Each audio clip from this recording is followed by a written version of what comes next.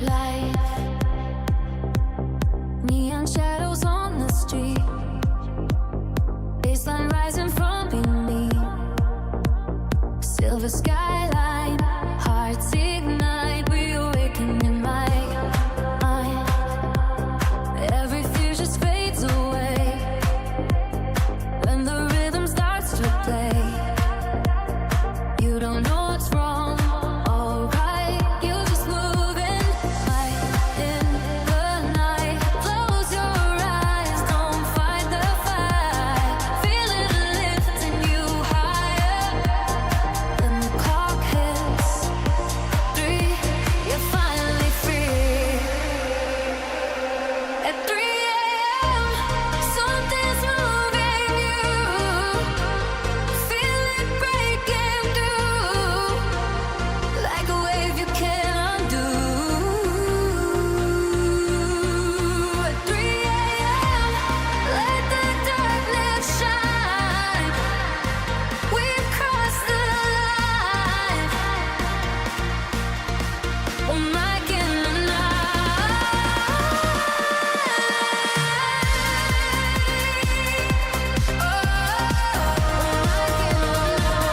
Feel the bass ignite.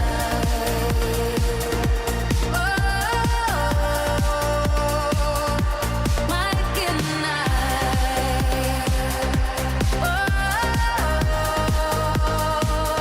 Feel the bass ignite.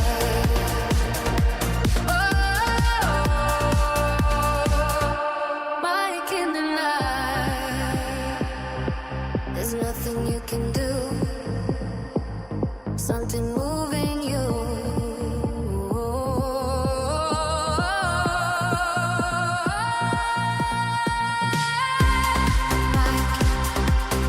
In the night. In the night. In the night. In the night. 3 a.m. feel the rise. Hands up high, no disguise. Lights are flashing, bodies sway. Truth is rising anyway. In the silence, in the fight, we come alive. And my goodnight. From the cities to the coast, from the voices they fear most. When the people reunite, we are one. And my goodnight.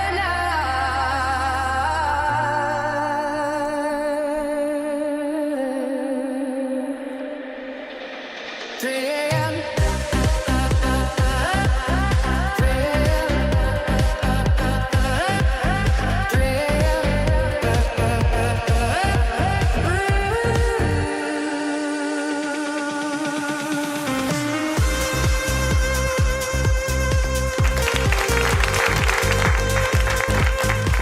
Oh yeah, we're a few minutes early tonight, folks. We are a few minutes early.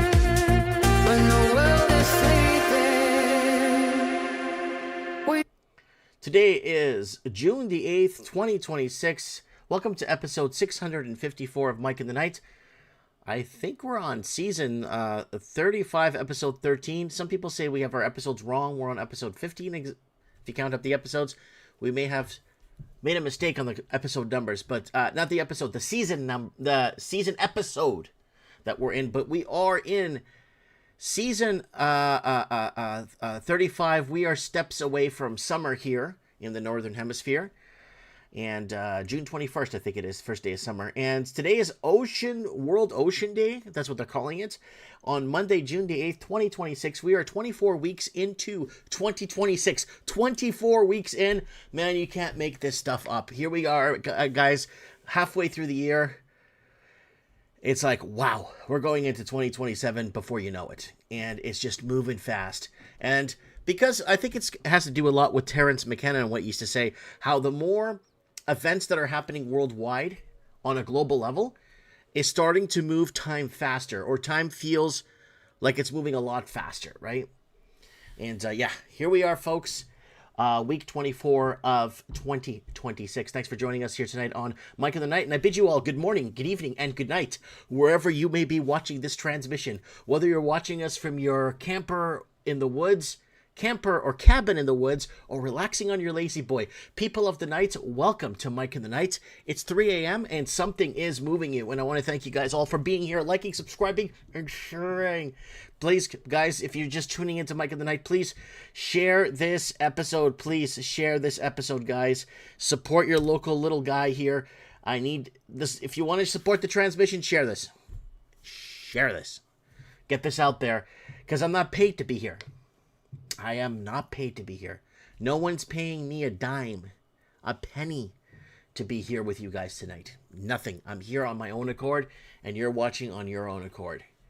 And when we open lines, feel free to call in and talk about whatever it is you want to talk about that's happening around you, because there is definitely a lot happening around you. All right, 654 here. The last stage of denial here on Mike in the Night. 654, the last stage of denial. Guys, if you want to join our email list, we don't have many people on it, but if you want to join, MikeMartins1980@gmail.com, and just email me, and we'll add you to our mail list if you want to receive an email when we go live. Sometimes we do emergency episodes of Mike in the Night, and you might not want to miss the episode, so there it is right there. And guys, viewer discretion is advised. 21 and older. This show is for entertainment purposes only. Fact check and do your own research. 18 U.S. section code, section 22574, Mike in the Night. And woo, that's my live stream for later. That's my live stream show, that new segment that we have for Mike in the Night called Forbidden News for Canadians, that we're doing now on the show, because for some weird reason, whenever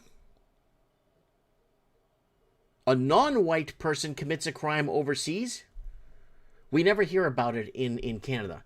It's only a white person committing a crime in Germany, a white man in America, a white man in Mexico, a white man, and we don't see. It's almost like all the other cultures in these countries are saints. You got no problems with blacks in America. You got no problems with Latinos. You got no problems with the Arabs and the Muslims. It's just for some reason the news we get here in Canada is always a white man. So we're going to change things up here tonight on Mike of the Night to see what is really, really, really going on. All right, so we are live. People are asking where we're live on and when we go live. We've been going live Mondays now for the last year and a half, 2 years. And we're live on Facebook right now. YouTube, Instagram, Rumble, and we are on Kick. D-Live is shut down. The channel has been removed. And, yes. So we are trying to go live on more platforms to get the word out. But, okay, guys, let's go into a channel plug. Talk about what channel plug. If you want to support the transmission any way possible, you could share the transmission, or you could just buy your boy a coffee for $3. Buy Mike a coffee. I will use that money and buy myself a coffee. I swear to you I will. So let's throw this in here.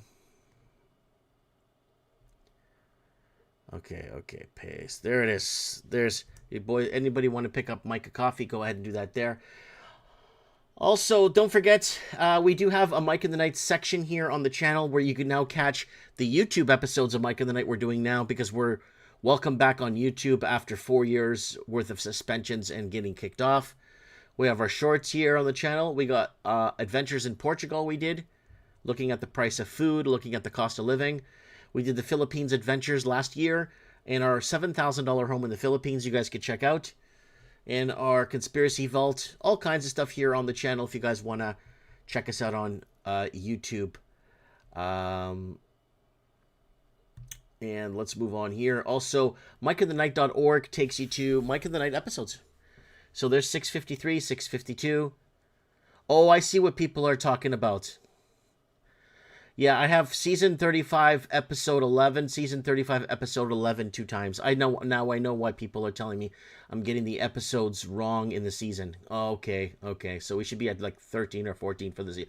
Whatever. But here it is. It's all in order for you guys if you guys want to go down all the way back, all the years, all the callers, all the people that contributed. And we're also on Facebook, guys. Instagram is where you message me if you want to come on the show. And we're going to give you our Instagram here if you want to come on the show. Boom, there's the Instagram. Just send me a message. And we are in trouble on TikTok. We got another community guideline violations right here.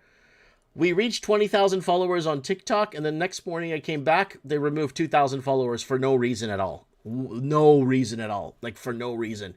And several people messaged me and told me that they got removed from my channel. Several people, actually, like close to 10, 15. There's another violation right here. So they're going back to all my videos I made months ago or weeks ago, and now look, another community violation right here. They're going to shut this down.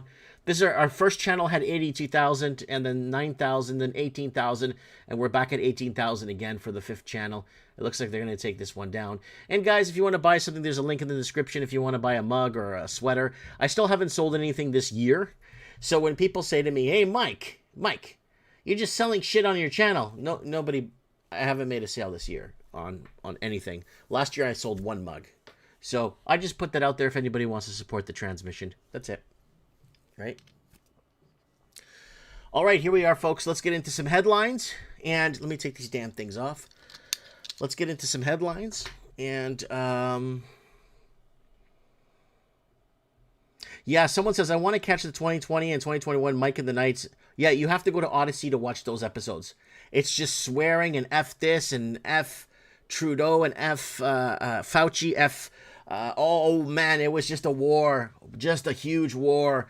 And they're buying stock in Pfizer and then announcing that they're going to buy 90 or 100 million doses for Canada. We caught Trudeau. He bought stock in Pfizer and then announced 3 days later, stock rallied. What a bunch of shit.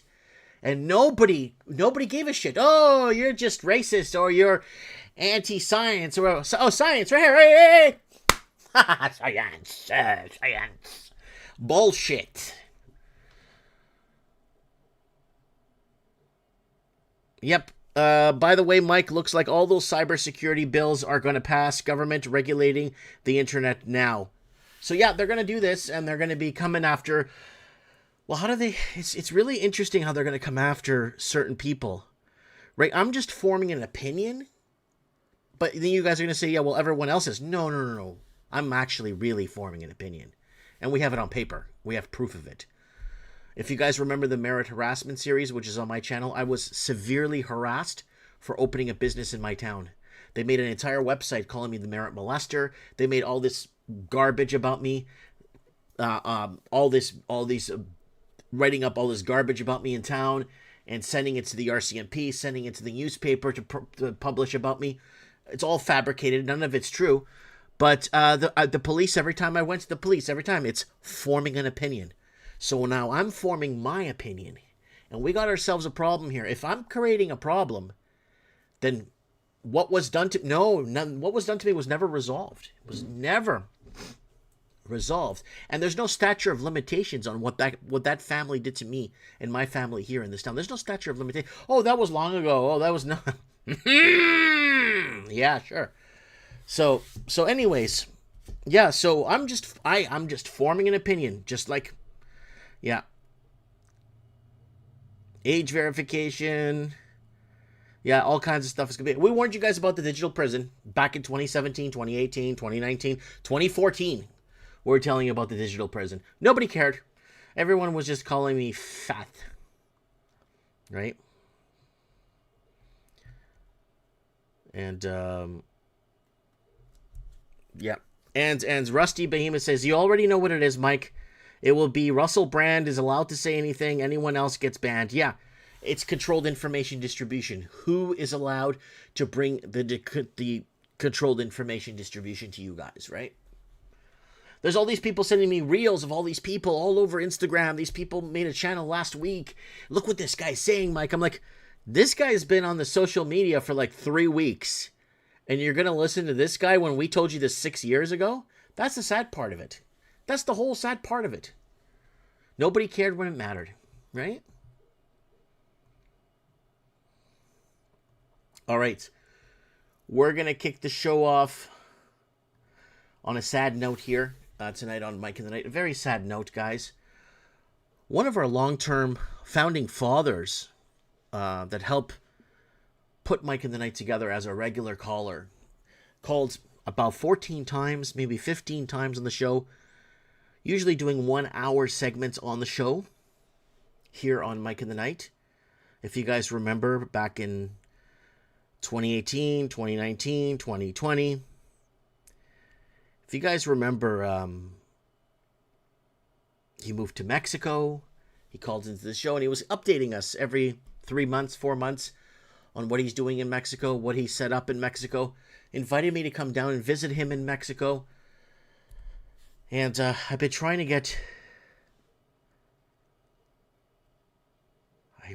him on the show because I've been trying to get him on the show for a while. And he's not replying to my emails. He's not replying to anything. I can't find him anywhere on social media anymore. I went to his BitChute channel. It's not even there anymore. I can't find this guy. I've been trying to message him for a year now. And it was our longtime original Mike in the Nighter, Dominic Merlo. Dom, you guys have heard me mention his name multiple times on Mike. Even callers have mentioned his name on Mike in the Night, Dom Merlo. 1964 to 2025, I did not know he passed away until Corey Hart, a listener of the channel and caller of the channel, found this obituary. He says, I looked up Dominic Merlo, and I found out he passed away. And I am very heartbroken about this because we were very good, close, confident friends, and we talked back and forth about a lot of major issues happening in the world. But one thing that left me dry or left me feel kind of guilty is that we got into falling out in our last conversation. And we got into a falling out. And we were arguing. He wanted me to prove to him that God exists because he says God doesn't exist. And it's all a story. It was all a story invented by the Jews. It was all a story. And Jesus was invented by the Jews. And yeah, a lot of the followers of Christ were Jewish. And they converted to Christianity or Catholicism or whatever it became, right? But we got into a falling out over God. And I've never spoken to him ever since. And the time before I spoke to him, the last time, he told me he was working on a big documentary project, a big project that's going to expose everything. And I went to try and find it on his BitChute. I can't find his BitChute. I can't find anything. I found someone who re-uploaded his video to their channel. And I found this Dominic. To what is needed to have those people in place that call the shots, that are going to walk through the grocery stores and go, that goes, that's illegal, that's banned, that's almost, I hate to say it, but it's going to rub a lot of people the wrong way, but almost like a dictatorship, because you can't have democracy. Well, there are people that like to eat ding dongs and Twinkies, and they like to eat that. I don't care. Then you manufacture those things with human grade, food ingredients that they can digest properly. It's not going to wreak havoc on their end. So there it is, Dominic Merlo. May he rest in peace. And I found, if you guys want to find some of his old stuff, I did find his Odyssey channel, Dom Documents. And he was a long-time caller, listener on Mike in the Night. He was one of the original founding fathers. And he passed away. And we just found out he passed away. And it's very heartbreaking from our last conversation. We had a falling out over me. He wanted me to prove to him that God is real. And I told him, look in the mirror and you'll see that God is real. And yeah, so Dominic Merlo, buddy, may you rest in peace. We'll never forget you. Thank you for your contributions here to Mike in the Night over the years. Thank you for tuning in. Thank you for being here with us all these years. It means a lot. All right. Woo! All right, let's move on. Let's go into the Got your earthquake here in the Philippines. I'm getting bombarded with people asking about the earthquake in the Philippines. Guys, I appreciate it. Our house, or our $7,000 house we built, is fine. So, maps of 7.8 magnitude earthquake near the Philippines, rises tsunami alerts. So there it is. The epicenter is right here, south of General Santos. And I live like up here on an island, way up here, called Palilio Island. So it's very far away. But aftershocks are going up here, up at the General Santos area. So it's not reaching nowhere near where we are. And Philippines earthquake is the largest this year, but it could have been bigger. Here's why. The 7.8 earthquake that hit the Philippines happened at a subduction zone. Such places are capable of producing the largest earthquakes possible. So set at 7:37 a.m. Manila time, and you can see the magnitudes here breaking down.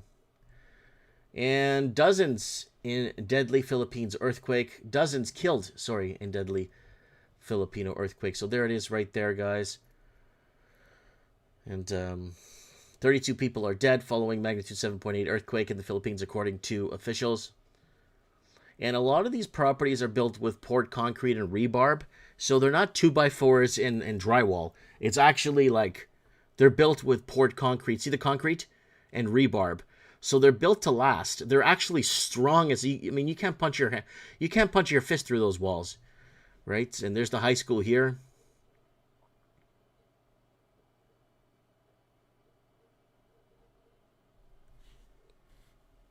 Suspension of classes across the affected areas until further notice. And so latest update is Philippines earthquake, death toll rises, 35 and hundreds injured. Dead 35 and hundreds injured. So there it is. So decided to cover that. But now let's get into the very beautiful segment of the show. We told you so segment. The We Told You So segment. And we tell you everything, how it's going to come down. We tell you to a T. We even do it in perfection to how it's going to come. Just like the Venezuela was going to be invaded. Oh, Mike, they will never touch Venezuela. Leave. They're not going after Venezuela. I'm like, we even need a detailed 8-step program how it was going to be taken over. And that video got taken down. It stayed on YouTube, though. It got taken down on other freedom of speech platforms. So let's head over to We Told You So Hungary. What did we tell you about Hungary? What did we tell you? Yep. What did we say? So they got rid of the other Hungarian prime minister, remember? Protesters boo new Hungarian PM over EU migration pact. We told you, this is when Canada sold out. We told everybody, Mike, Canada's now dead. No, Canada was dead in November 2018 when Justin Trudeau signed the UN migration pact. There's a Mike in the Night Up that night we made, the day he signed it in 2018. There's a Mike in the Night Up with colors. Open borders, UN migration pact. And here it is, Hungary. And we told you in the video, oh, whoa, we're going to play the video, don't worry. Protesters marched through the central Budapest on Friday chanting, traitor! We told you this was going to happen to a T! And then I had a Hungarian man come to my face and say, I'm Hungarian. In real life came to me and said, I'm Hungarian. This is the best move for us. We need this. We need this guy in here. But they're going to open the borders.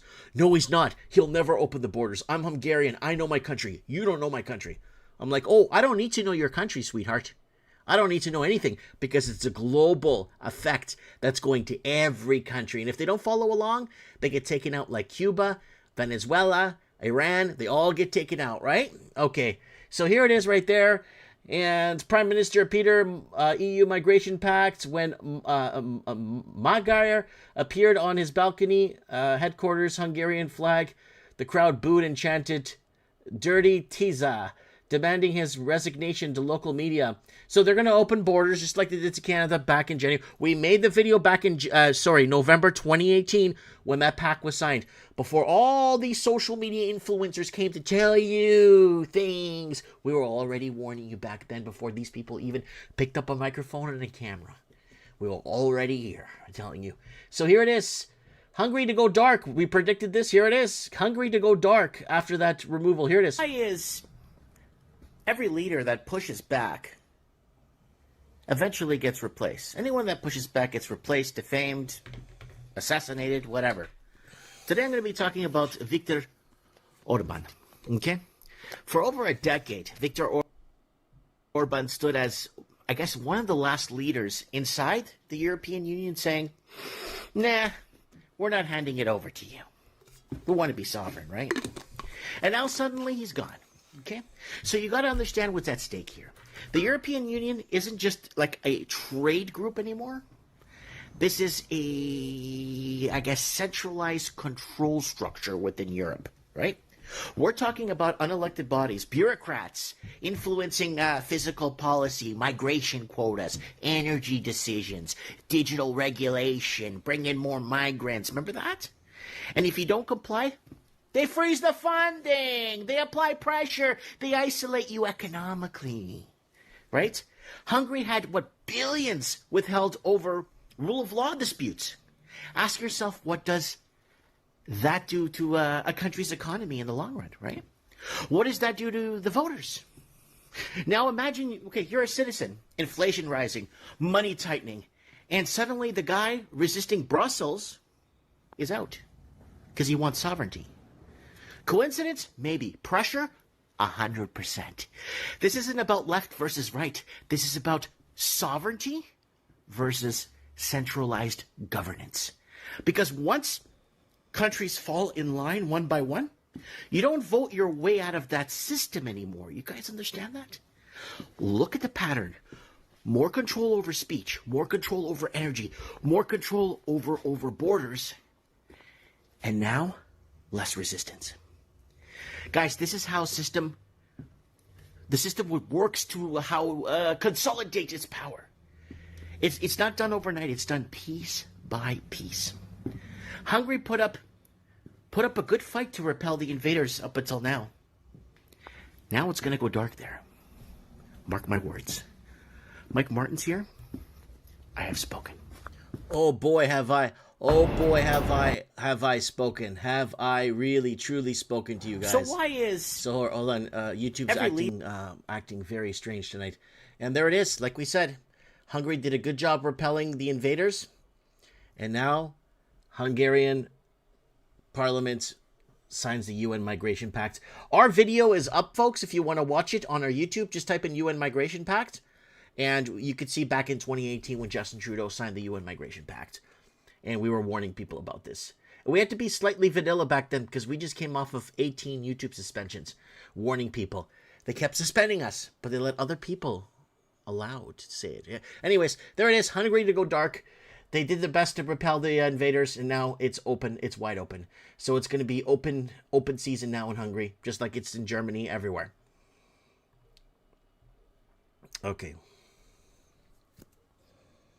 It's a B system. It's time to throw their tea in the ocean in Canada again, eh? So we got people...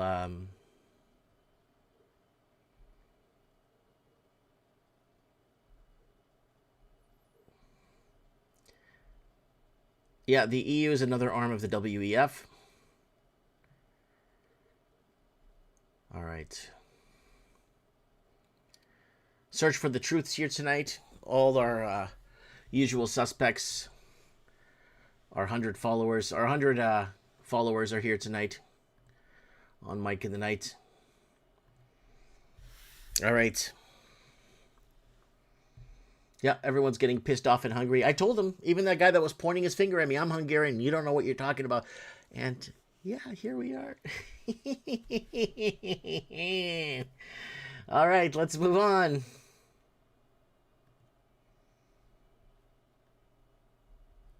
Okay, so we covered that. That was the Filipino earthquake.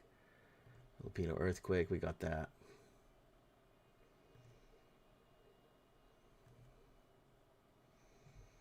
We can go to some war news. Just the same blah, blah, blah. Israel blows up Signed ceasefire deal yet again. Iran removes flight restrictions. Satellite images show aftermath of U.S.-Israel war on Iran. Iran switches from projecting power via proxies to using its own firepower. It's right here, getting out of hand. Israel expands all use of AI-controlled drones for intelligence and airstrike, report says. Iran warns any mistake will turn the region into hell for U.S.-Israel evil coalition. Iran claims to be done bombing Israel, but threatens American oil facilities. So that's that right there for the whole war segment of the show. We just breeze through it because it's just the same Ukraine BS, Iran BS. It's just one after another. That's the distraction, right? That all this shit you're seeing and all this destruction and murder of innocent people is the distraction, believe it or not, because there's something even bigger. Something even bigger going on. All right, so let's. I got some good tidbits here from America. Some good tidbits of information here from the United States. And remember this piece of crap, Bill Gates. Look at him with the gloves. Look at him with the gloves. He's protecting himself, and he's not wearing a mask? What's the matter? Is this a photo op? What's he doing? Wearing gloves!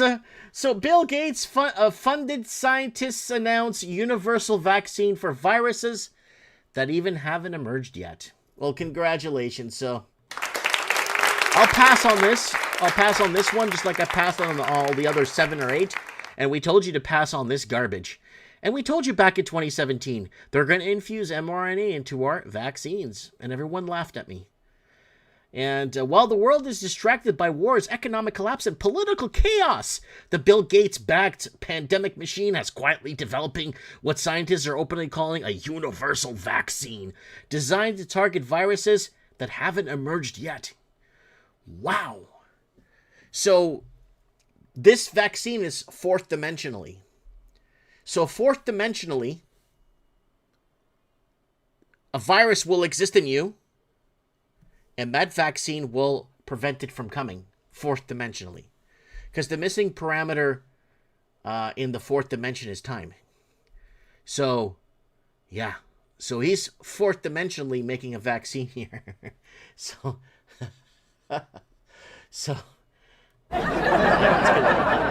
get a laughing board. Fourth dimensionally, he's saving the world. All right, so let's move on. Now, Chinese, what are they up to? Chinese buyers spark bidding war for U.S. tungsten scrap. And, of course, they'll sell to the highest bidder, and the Chinese want this tungsten boy. The Chinese military machine is rising, and they are on a fast track to build and develop all the war machine they can. Probably going to build robots. U.S. bill seeks to block Chinese connected vehicles from entering through Canada. And it's really strange why Canada constantly wants to deal with communists. I don't understand. They launder trillions of dollars through our country, through our casinos, through our real estate markets, bought up tons of farmland, which America now is investigating, by the way. America is now investigating the farmland.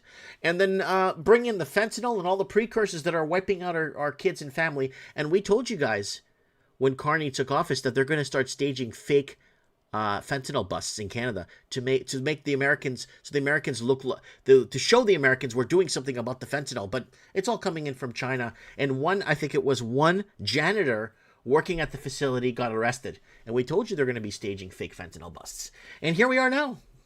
So why are they bringing in this technology from China? Who cares? Nobody wants this crap. The U.S. lawmakers introduced a bill last week aimed at preventing Chinese connected vehicles from entering the United States through Canada and Mexico, citing national security risks tied to data collection and surveillance. Well, this thing is going to film everything everywhere it goes.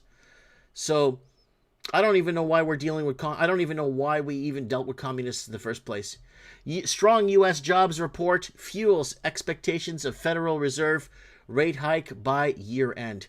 So I brought this up because if the United States of America raises rates, Canada's finished. Woo!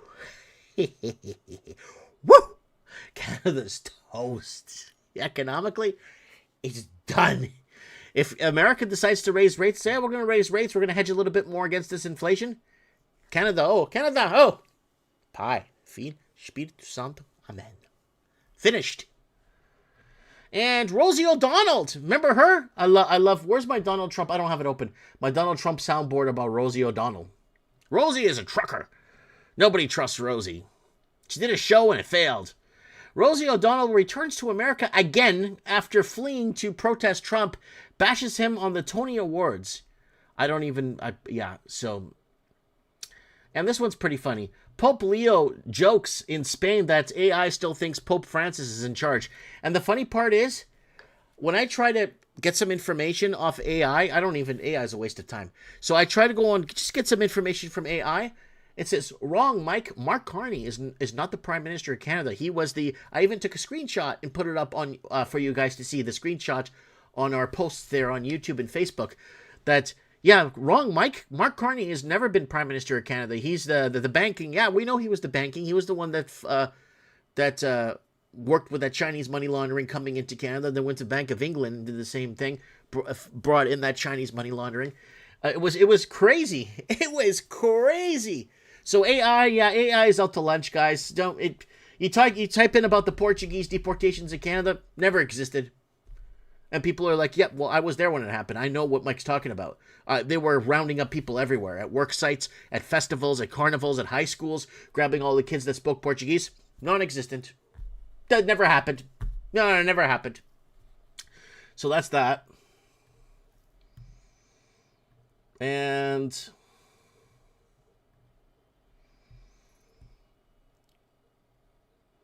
so this one's out of Canada. This one's very important, and we've been warning you guys about these bills. We've made shorts on these bills as they were crossing the floor to give a liberal majority, because they want to control full internet. They want to control what everyone says on the internet, and here it is. And Bible, we talked about the Bible too, and they could reference quoting Bible as hate speech, right?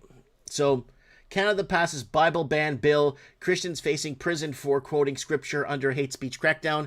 And Canada Senate has passed the Orwellian speech bill targeting Christians and religious leaders and banning them from quoting the Bible passages that the Liberal government deem offensive or hateful. But what about all the passages in the Quran? The Quran is it's not good, it's a bad, awful manual on how to beat your wife, and how Muhammad refers to Ethiopians as raisin heads, and all kinds of garbage through that Quran. Just junk. And there's a lot of hate in the Quran.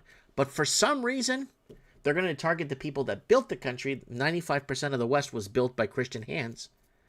Right? Not Muslims, not Indians, not Chinese. Christian hands European expansion came to build the West, right? And they're coming after the people that built the country. Canada Senate, we got that. And there they are. Breaking anti-Christian bill. C9 passes in Canadian Senate.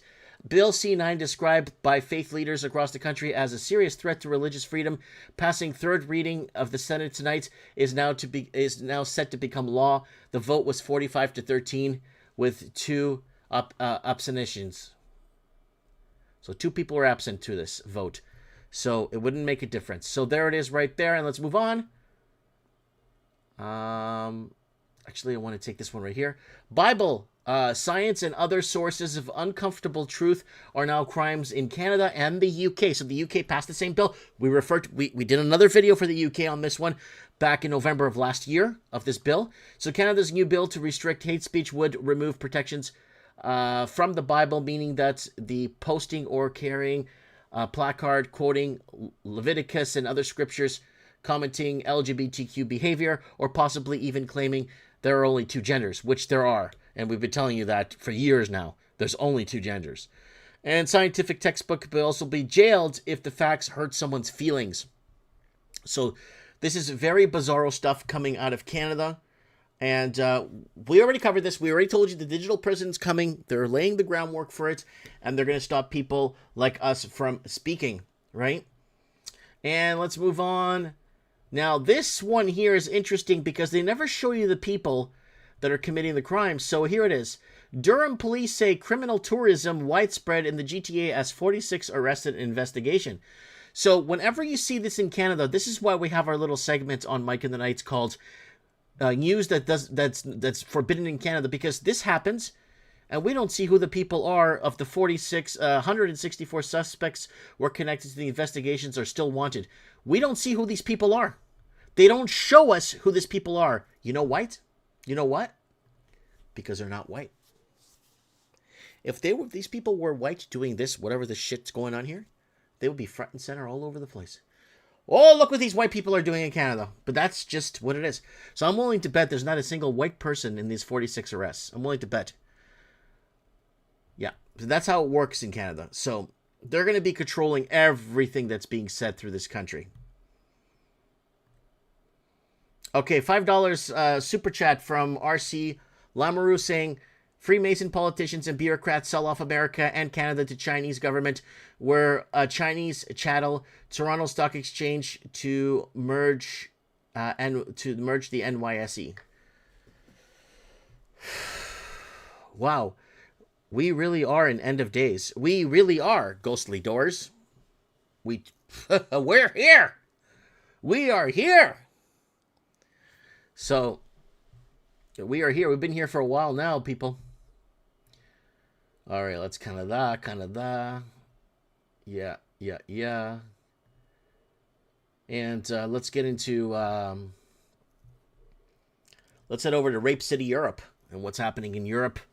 And kind of important. You guys pay attention, because Europe is always, if you guys remember on Mike in the Night, we've been telling you for years. Before Mike in the Night, we were telling you, it always happens 5-6 years in Europe ahead. And it starts catching up in Canada and US a few years later. Usually, sometimes it secretly starts in Australia, through New Zealand, and then it moves its way through the rest of the Commonwealth, right? So here it is. Marseille man stabbed to death at home as a trans-Pakistani suspect turns himself into the police. The man was killed inside his Belle de Mai apartment after reportedly letting the suspect stay with him. So they're not really showing the person, of course. They'll never show the person. And Keir Starmer leaves door open to rejoin the EU as number 10 pledges Brexit. Red lines only stand for this parliament. So they want to reunite with the European Union to bring in more migration and less collaboration with their own people. And Moroccan immigrant arrested over anal rape of autistic minor in bathroom of Spanish kebab shop. And the Spanish police have arrested a 36-year-old Moroccan immigrant for particularly gruesome alleged sexual assault of a vulnerable autistic minor in the town of Denia. See, this stuff doesn't appear in Canada. You don't see this stuff. This stuff is, no. Dystopian police AI launches in UK amid false arrests. So the AI thing, remember we made that short about that lady that got arrested in, I can't remember, Kentucky or somewhere like that. And a crime took place 10 hours away from her. And they said, AI said it was her that committed the crime 10 hours away. And she's like, I'm at home. She ended up getting arrested, losing everything. And now I think she's homeless now. She can't, that's it. She's homeless. AI made a mistake and they don't give a rat's ass because it's forming an opinion, right? So, yeah. So there it is right there. Let's keep going, folks. Rock and roll. And house explosion that killed 3 people in Germany in the city of Görlitz was no accident. 2 foreigners arrested. So, foreigners are being arrested for blowing up homes. And South Wales police log non-criminal Islam criticism. So, if you criticize Islam, and we criticize Islam a lot because we need to make sense of what the people coming into our country are bringing with them. So you got 18 to 21 completely different Qurans.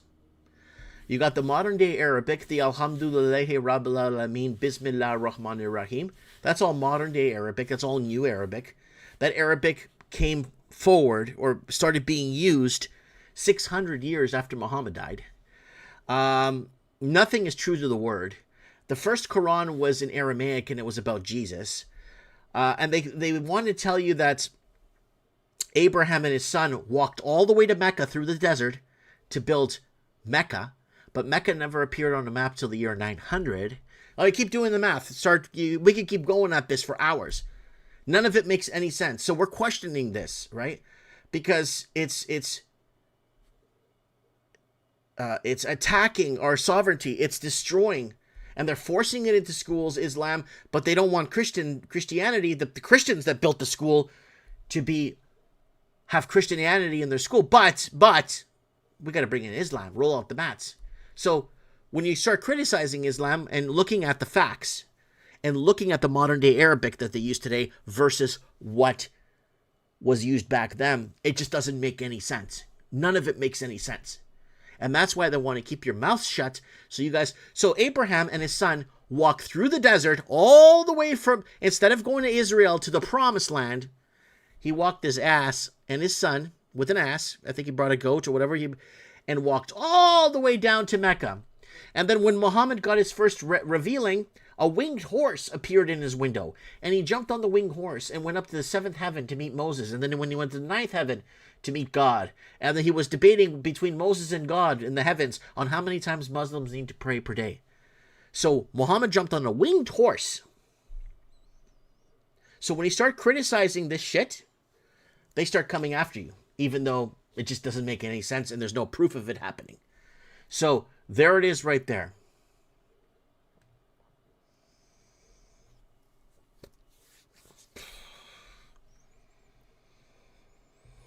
Yeah. PDS 10's in the house. Everyone's in the house. Oh, PDS 10 is on Rumble. Let me just double check it out. Check it out here. Otano Rumble. Yeah. PDS 10's on Rumble. All right. Hello, gang. Hi, Brian C. Bruiser 150. Mouth of the South. Wow, he's here too. What's up, guys? Good to hear from you guys. And we are live on Kick. I don't think nobody's there on Kick. I don't think nobody's watching this on Kick. That's okay. So good to see you guys here tonight. All right, let's move it on here. Let's move it on. My restreaming software is having errors, guys. So if it... Okay, let's go into...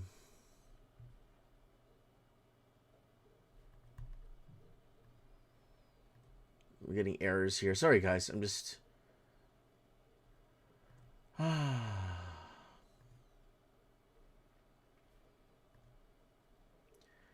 Sorry, guys. I'm just getting a major error here on my end. Let me just correct this. I don't have a team here. I work on this alone. It's constantly giving me an error here. So it's very hard for me to see the chat now. Okay. So let's move on. Let's go to our...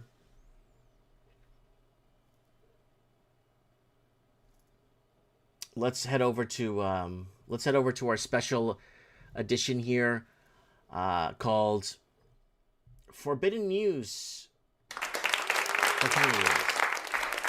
News you won't see in Canada because they just won't show you this.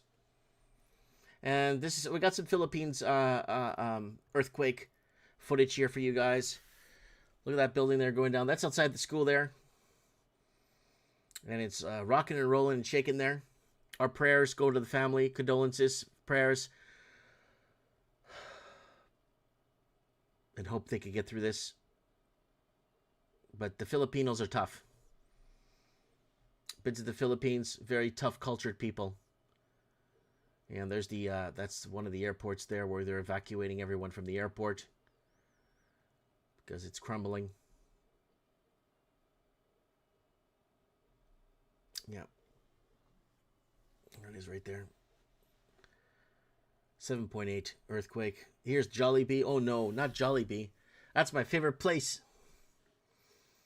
Actually, you know what? The KFC in the Philippines is to die for. KFC in the Philippines is to die for. Try the KFC in the Philippines. Wow. Wow. Anyways. So there's the Jollibee crumble in there. Everyone's evacuating the building there. Look at them. There they are running out. Oh, that's pretty bad. And that's all poured concrete and rebarb, too. That stuff is built strong. If that was Plaoud and Gibrock, and yeah, if that was Plaoud, that would have fallen apart long time ago. But that is poured concrete and rebarb, and that baby came down. You need a lot of shaking to bring that building down. A lot of shaking to bring that down. And Canadian men force knife-wielding man off Toronto subway. You will never find this on Canadian news, even though it's happening in Canada. Two individuals stand up to a person, a black man, waving a knife around in the TTC. See, they don't show that. You'll never see that in Canadian news.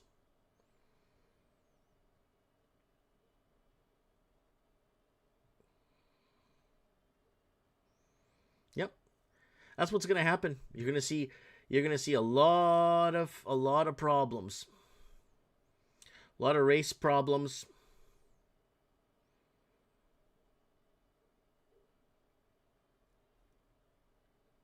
Can't tell if he's black or if he's Indian or something. Yeah, oh no, he's black. But yeah, there it is. They won't show this on the news. Never. If it was a white man wielding a knife, oh boy, it would be on every Jumbotron in Canada. They'll telepathically send it to your brain so you can see what white man's doing in Canada. Yeah. And why are there so many Somalians in Germany? So this is in Frankfurt. Yeah, just very violent. Somalians are very aggressive. And there's a lot of big Somalian gangs in Alberta. Alberta, it's got a lot of Alberta, Canada. It's got a lot of Somalian gangs. So, and look at this guy. Just walks by, just knocks this elderly lady out. Look at her. Look at him. Boom. Loses her balance. Boom. And the Canadian police. There's the Canadian police. There's your Canadian police right there. You see that? Oh, it's security. Okay, they're dressed up like police officers. Okay, it's security. Canadian security working hard. And she saw a couple kissing in Rome and had a hysterical fit. This is Islam. Yep. Yep. And Polish lads in the UK clash with police after murder of Henry Nowak. And that left me very emotional when I saw what happened to Henry. It was really heartbreaking, man. It was really hard to.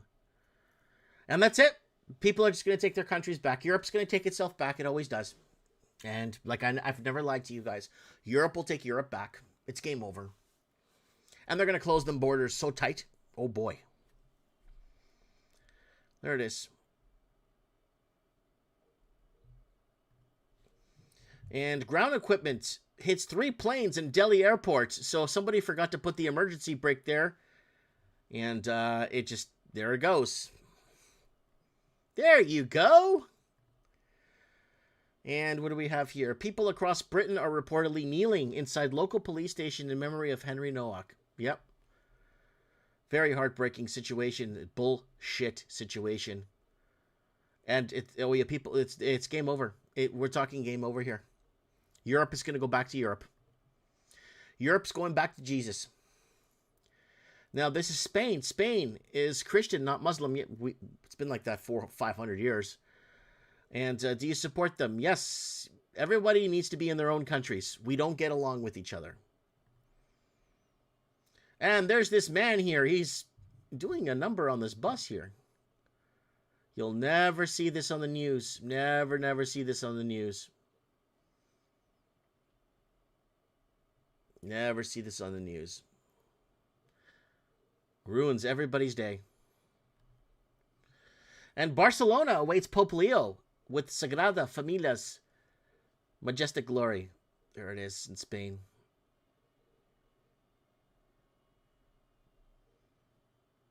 Amen. And man spotted urinating on pork at a grocery store. Again, this will never make the news. This will never make Canadian news because it's dangerous. And then, the Canadian news would be like, oh, you don't want to buy that pork, you're a racist. That's how they are. And Spanish patriots torch-lit march for murdered British student Henry Nowak. Yep.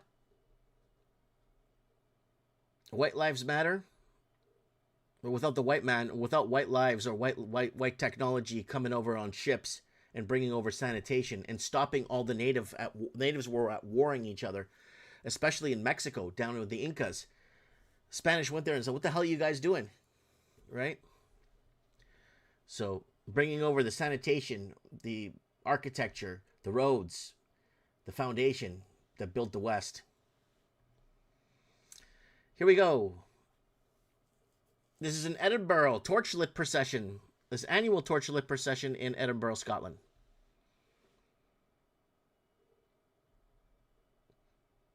Very beautiful tradition. And Portugal, Festa Templari in Tomar, Portugal. I was in Tomar, guys. I got videos. I bought little Templars there to put in my store. I got my Templar flag. I'm part of the military. I'm actually part of the Military Order of Christ.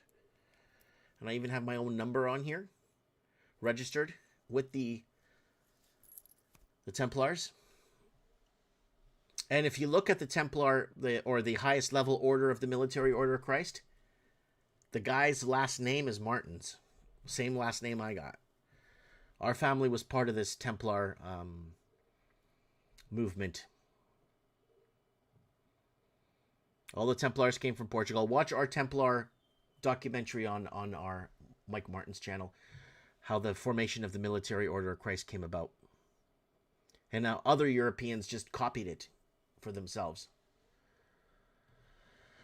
And Catholic priests, Charles Trolls carried Jesus to the Blessed Sacrament near the Washington Monument today as part of the Eucharistic procession in the nation's capital. There it is right there. Very important. I was in the Eucharistic procession at my church here in Merritt, BC.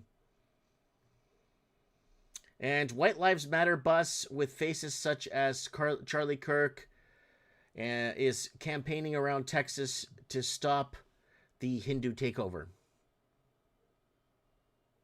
Yep. And what is this here? White Lives Matter again. Yep. It's gonna get dirty. It's gonna get, oh yeah. I wonder why the left isn't out doing this for Henry Nowak. Yeah, that's a good question. Of course they won't. They did it for George Floyd.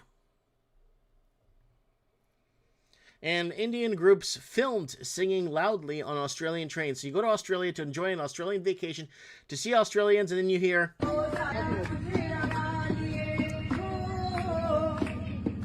You see, you go to India for that. You see, this is the problem we're having here, right? And clash broke out at Gorwara and Moriers, Germany, leaving at least 11 people injured. Yeah, bring this over. Bring it over. We want this every day. Watch when the culture wars hit here. Woo.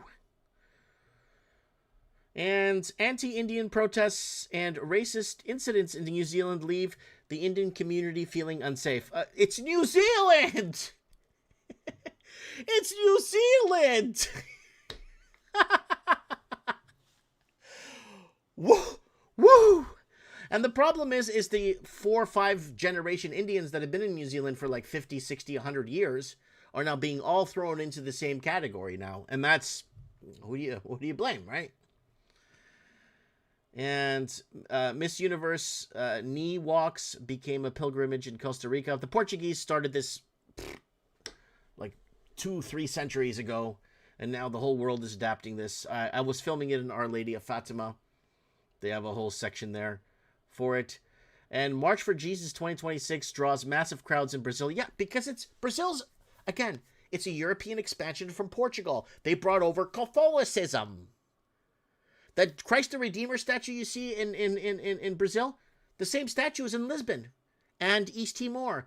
And there's one in Mozambique, and there's one in Angola of the Christ the Redeemer. They're all over Portuguese-speaking territories. Look at all that marching for Jesus. Well, it's a Catholic country. They're supposed to. Wow. And kids caught stealing a full trolley. So they take the trolley and they run with it, and they pack their cars up with it. It is disgusting. Violent riots erupt in Brussels as migrant gangs attack shops, businesses, and police. So there's this. That's coming. That's coming to Canada. Ha ha, Canada. There it is. And this is really strange. I saw this altercation here. Guy wants to clean up the breadcrumbs or something on his floor or something. And the lady wants to feed the squirrels. And I don't know, like nobody could get along. I put this video up to show that people just can't create dialogue with each other anymore. People can't. It always resorts to, let's go to violence, right? And elderly Indian man caught risking his life on high-rise ledge to secretly record woman neighbor changing her clothes. Wow, that's dangerous, man. And wow, that guy blows in. A leftist blows a horn in the guy's ear. The guy just throws him right in the water. Watch this. Bump. Oh yeah. Oh yeah. Joe Biden. Yeah, Joe Biden. Yeah, Joe Biden. Yeah. I keep going here. Look at this piece of garbage. This piece of shit has nothing to lose. He's got no money. He's got nothing. And what does he do? He goes and breaks other people's property. And this is the garbage we've been warning you about. People that have nothing to lose are going to go around and just smash and break everyone's shit. Yeah. There it is right there, yeah. Breaking everyone's shit. And woman blocks entire bleachers at graduation, claims sitting is like 1920 slavery. There it is. There's slavery. 1920s slavery. There it is right there. You're seeing it, folks, right now. 1920 slavery. She refuses to sit down. And chaos on German subway. Individual disrupts ride. What's he doing? Painting the floor. Okay. Mom films her kids destroying the drink station and making a huge mess in the store. Yeah, well, this would never show on Canadian news. If this was like a white Canadian today at a local destroyed a drink station, but they won't show that. Europe is rising up against the elite, but because it's against leftism, the legacy media is underreporting it. Yep, there you go. Spain and England right there, taking its country back. And European woman records migrant looking inside her car in a viral video. So just. It's weird. It's just displaced migrants. Thai police arrest 6 Nigerians over AI deepfake romance scam targeting older women. Well, at least in Thailand, they're kicking in doors. And toilets crashing. That's old. Some of this stuff is old. And look at her face at the end. So this girl, they say, yeah, Joe Biden. Yeah, we love Joe Biden. Yeah, I love Kamala Harris. And then she smashes the TV. Yeah. And then, boom, goes to jail. Oh, what are you doing, Joe? Yeah, I love Joe Biden. I voted for Joe Biden. What are you doing? Yeah, there you go. And let's see if there's another one here. Crackdown on Chinese mattress firm over regulatory violations. That's in Africa. They are arresting because there's violations, and yeah, you can't go into a foreign country and do whatever the hell you want to do, especially if you're from a communist country. It's this weird shit how they think they control everybody and they could do whatever the hell, and they're using probably chemicals in this shit. They'll enough sunlight hits this and starts cooking this material, end up giving you brain damage. And this is not Punjabi. This is a UK 2026. So, there it is right there. There's the UK 2026. Really sad where things are going, folks, but that's where it's all headed, guys. And our governments are allowing it because they need it to happen. Right? All right, guys, let's open some lines here on Mike of the Night for the next 2 hours and get your calls in. Find out what the hell is going on. Yep. See what's going on in your neck of the woods here. On episode 654 of Mike of the Night, the last stage of denial. Yeah.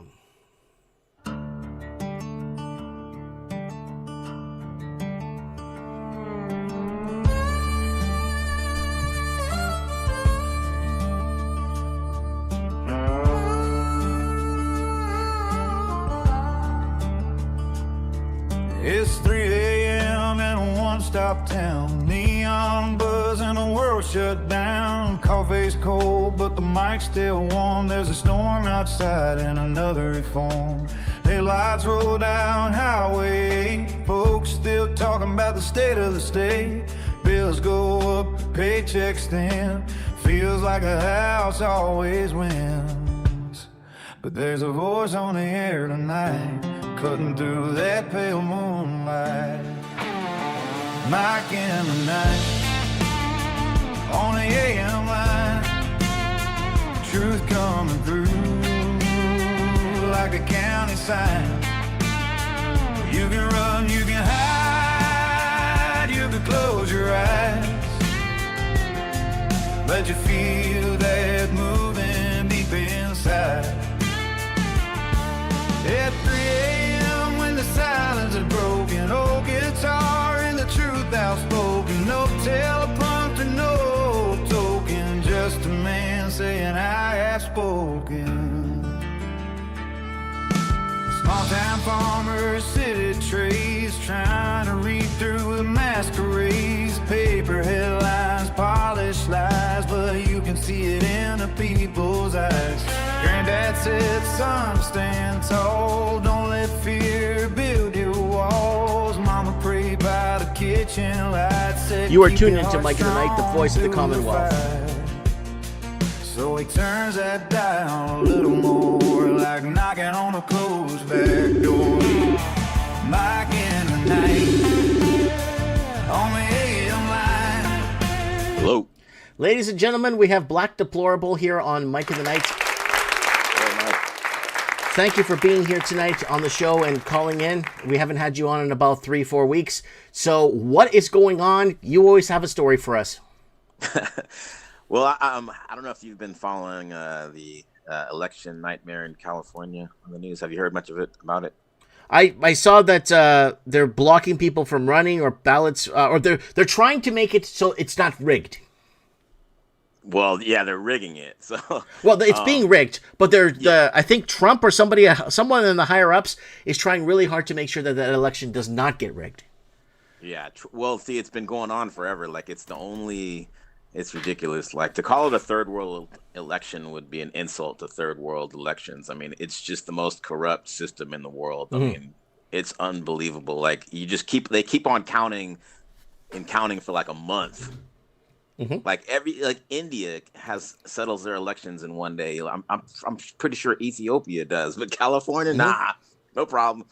You know, no, they keep going on with the bullshit so they could bring in the people that nobody wants, right? Yeah. All these people at a level are all corrupt. All these people in the end, they're bought and paid for somehow, somewhere.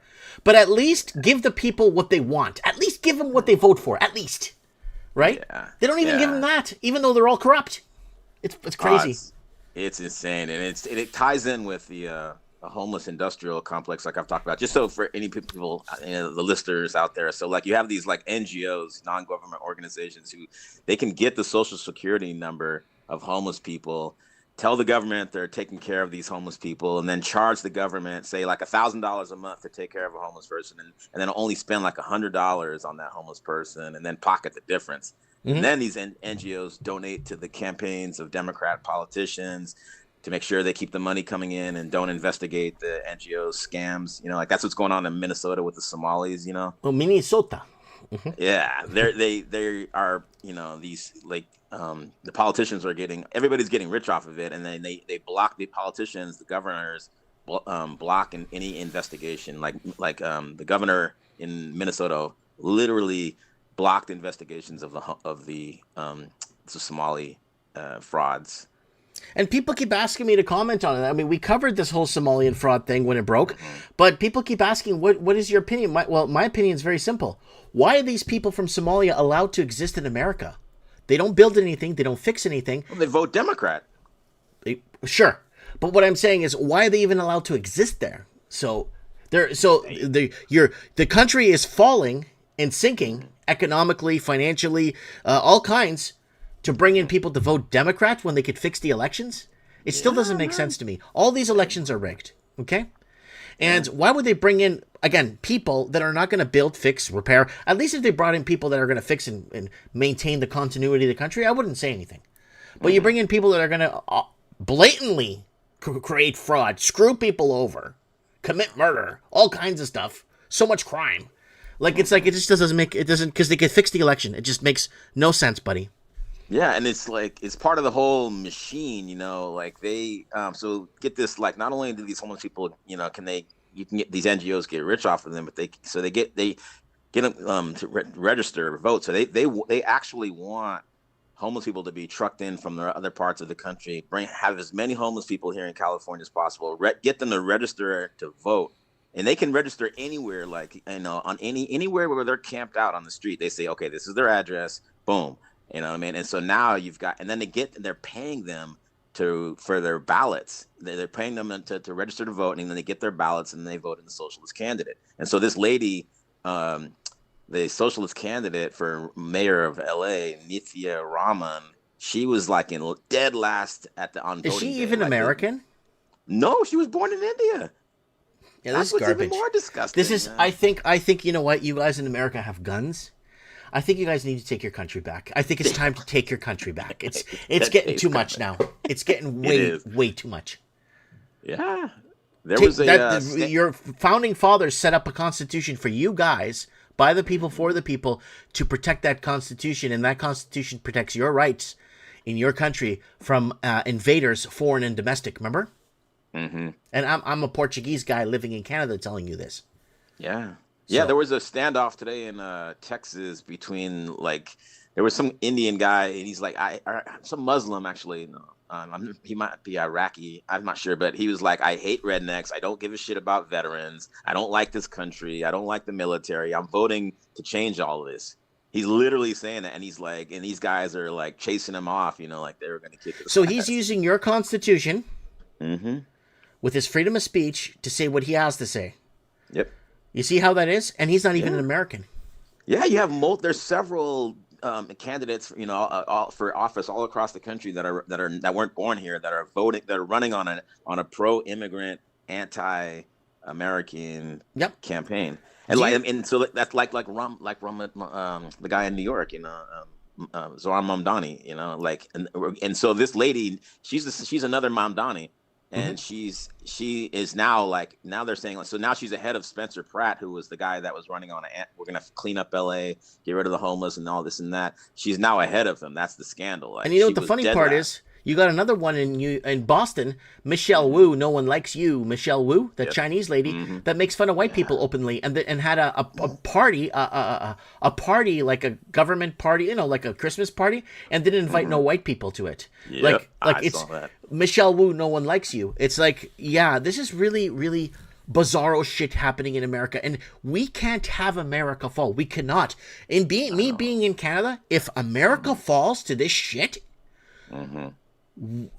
If America goes dark, we're dead in Canada. Yeah. We have to pack our bags and we have to leave with our clothes on our backs in Canada. That's how bad it's going to get here in Canada. If America, you cannot go dark. Don't give up your guns. Defend your constitution. You have too many foreign and domestic terrorists in your country. Yeah, the enemy within. I'm telling you, you were talking about Henry Nowak and Charlie Kirk, getting no sympathy from the left. There's this really brilliant journalist. She's a former leftist, and I like to listen to smart, intellectual, former leftists who are now on the right because who've woken up. Her name is Batya Ungar Sargon. And she has a good explanation about the left, like their mentality is like they see everything through the prism of the oppressor versus oppressed binary, and that anyone who is powerful, successful, or privileged in any way is a bad person and needs to be destroyed. And anyone who's weak, unsuccessful, or disadvantaged is not just a victim, but is virtuous and good. So like these guys know in their mentality that the Nowak and Kirk got what they deserved. They're Christian white men, they're privileged and powerful, so they need to be destroyed. That's why. That explains exactly why they didn't just not get sympathy, but it's almost their deaths are celebrated. Because some Christian white men were killed, and that's great. Yay!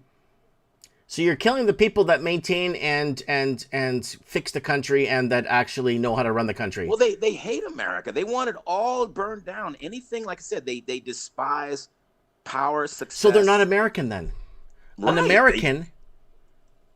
An American prides itself. A true American. I tried so hard, my friend, to be an American myself.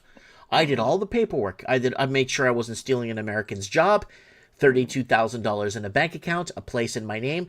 I had a corporation sponsor me. I had to make sure I had to run ads through a third party for 6 months to make sure I wasn't stealing an American's job. I got everything approved. I got my background check approved. Everything was fine. I went into one of the offices for my final approval to get a work. I didn't even want citizenship. I just wanted to work in America. And they just told me, we're not taking your kind now. You got 28 days to leave the country. They wrote something in my passport, and they said they're going to deport me in 20 days if I don't leave. So, yeah, sorry. Don't be sorry. It's just your country does have... The reason why I'm telling you this, Black Deplorable, is because your country has laws in place to protect it from people like me from coming in. Yeah. So they could use that against everybody else. Oh, you want to come to America? You got to run ads for 6 months to make sure you're not stealing an American's job. You need 32 grand American in a bank account. You need a place in your name. I had all that. You need a corporation to sponsor you first. And then you could do all the paperwork, and then you could proceed to try to become an American. You guys have the laws. They're there for you guys. But they're not implementing on all the... So if everybody implemented the laws they did to me to become an American, your country wouldn't have a foreigner living in there right now. You wouldn't have an Indian, a Chinese. You wouldn't have nobody there if they did the same thing they did to me. Yeah, they don't want, just like they don't want Cubans coming because Cubans vote Republican. You know, they only want... They're Catholic. Want people coming... Yeah. But they want people coming like certain Latin American countries tend to be more left-wing socialist, like the Russian friendly, the Russian friendly nations. Yeah, but it's just like their mentality is so sick. Like they hate like hierarchy. You know, anything that leads to hierarchy and inequity is so they hate like objective truth, meritocracy, competition. You know, like have you ever noticed a lot of leftists hate sports? Yeah, I noticed that they don't want to. It's almost like they're ostracizing themselves from their own culture or their own people, and branding what our successes and what we've accomplished as bad, as anti-humanity. They hate sports and any kind of competition because competition leads to hierarchy and inequity because there's going to be winners and losers, right? Mm-hmm. They hate that. They're obsessed with equality and equity, and so anything that will produce some kind of a hierarchy or like a vertical, they're horizontal. Anything that produces vertical hierarchy, they're against. So that's why they hate beautiful people. They hate athletic people. They hate anything. So they just want to destroy everything and make everything and make us all 2 feet tall.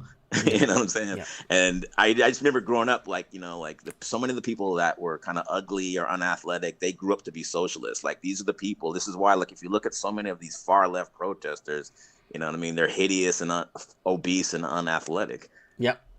And they look kind of deranged a bit too, like weird. Yeah, you're weirdos. Like they weren't the cool kids. They and they had a deep resentment and hatred for the cool kids. The popular kids. And it's funny. A lot of the people who can compete, who are smart, good looking, athletic, whatever. They tend to be more on the right.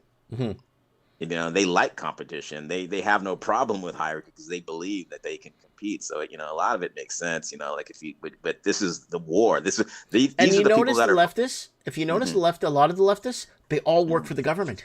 Yep. They all work in government jobs. Yeah, They can't start their own business because they'll fail in 2 weeks. They can't. You know, if they take over my business, it'll be gone in 2 weeks. There's a lot of things they just can't do. But it's so funny how they. Yeah, it's so weird. It's like, yeah, it's again. There is terrorism in your country, domestic and foreign, right now as we speak. Yeah, I see. Oh my God, these people are everywhere here in Oakland. Like my neighborhood used to be like 90% black. Now it's like 90% white, but it's not the good kind of white people. It's these fucking like trust fund kid losers and woke shitheads. You know what I mean? Like fat girls obese white girls who wear masks everywhere. You know what I'm saying? They wear always a mask? yeah, like it's freaking April 2020. A mask because Fauci told them to. Okay, yeah. Okay. Yeah, it's part of their uniform, man. I'm telling you, it's like colored hair, being fat and ugly and unkempt, and then wearing a fucking mask. They wear masks everywhere. I saw a skinny, like 22-year-old white kid the other day walking around with a face mask. Remember those plastic face masks? Dude, hold on. Stop. I saw it was a Chinese man driving a Mercedes the other day through my town. He was driving through the downtown, looking around. He was wearing a mask inside his car with the windows rolled up. I see it all the time. Yeah, but it's like with these kids, though. I think it's some kind of statement. It's a signifier. You know what I mean? Like it tells them that I'm part of this woke crowd. They got the nose rings and the colored hair, and they dress all weird, and they're just they're like almost like intentionally ugly. Mm-hmm. You know what I mean? They go out of their way to be as ugly as possible. And they make these ugly facial expressions, and they wear ugly glasses, like big old, like gigantic, like Bill Gates kind of glasses. It's like they're literally trying to be ugly, and it's like if you show any sign that you're like good looking, oh, you're shallow, you're a right winger. Mm-hmm. You know, that's how they think, man. And they're everywhere around here, man. And they hate capitalism because so many of them grew up rich, man. I'm telling you, they grew up with a silver spoon in their mouths, and then they couldn't compete because they suck. They're losers. They mm-hmm. suck at life, and so they blame it on capitalism. Yep. Yet they're still taking money from because. You know, it's just crazy, and they're just everywhere in Oakland and in Berkeley. You know, San Francisco. You know, I see these people on a daily basis. I can't fucking stand them, man. Oh God, man, Black Deplorable on Mike in the Night. Woo! Sorry, man, I'm ranting, man. You've been watching. I know you watch old episodes of Mike in the Night. Have you caught any good ones? Any good old episodes? Yeah, I was listening to a couple of conversations you had. Like last week, Jackie was using that term, which she called it generational living. Mm-hmm. And you guys were talking. She was talking basically like how like these immigrants, why they're able to, out compete a lot of the Canadian proper. It's because they're rich essentially because they pool all their money together. Like I was talking to you a couple months ago about group economics, and this is why. Another reason why I think Canada and the United States want these people to come in is because together the way their lifestyle produces people that can afford a house. Single people are two-parent house. What do you call it? Single families, can no longer. They can't afford $2 million homes. Yeah. But 30 Indians who are willing to live together can. Yeah, but then it goes against the green. What about Greta Thunberg? We got to go green, remember? We need to go green. So they have occupancy laws. 2 people per bathroom. Remember my thing I keep bringing up? You have 4 people in a house, you need 2 bathrooms. You have 6 people, you need 3 bathrooms. You have 8 people, you need 4 bathrooms. What happened to occupancy laws? What happened to being green? Yeah, that got flushed down the toilet real quick in a heartbeat, eh?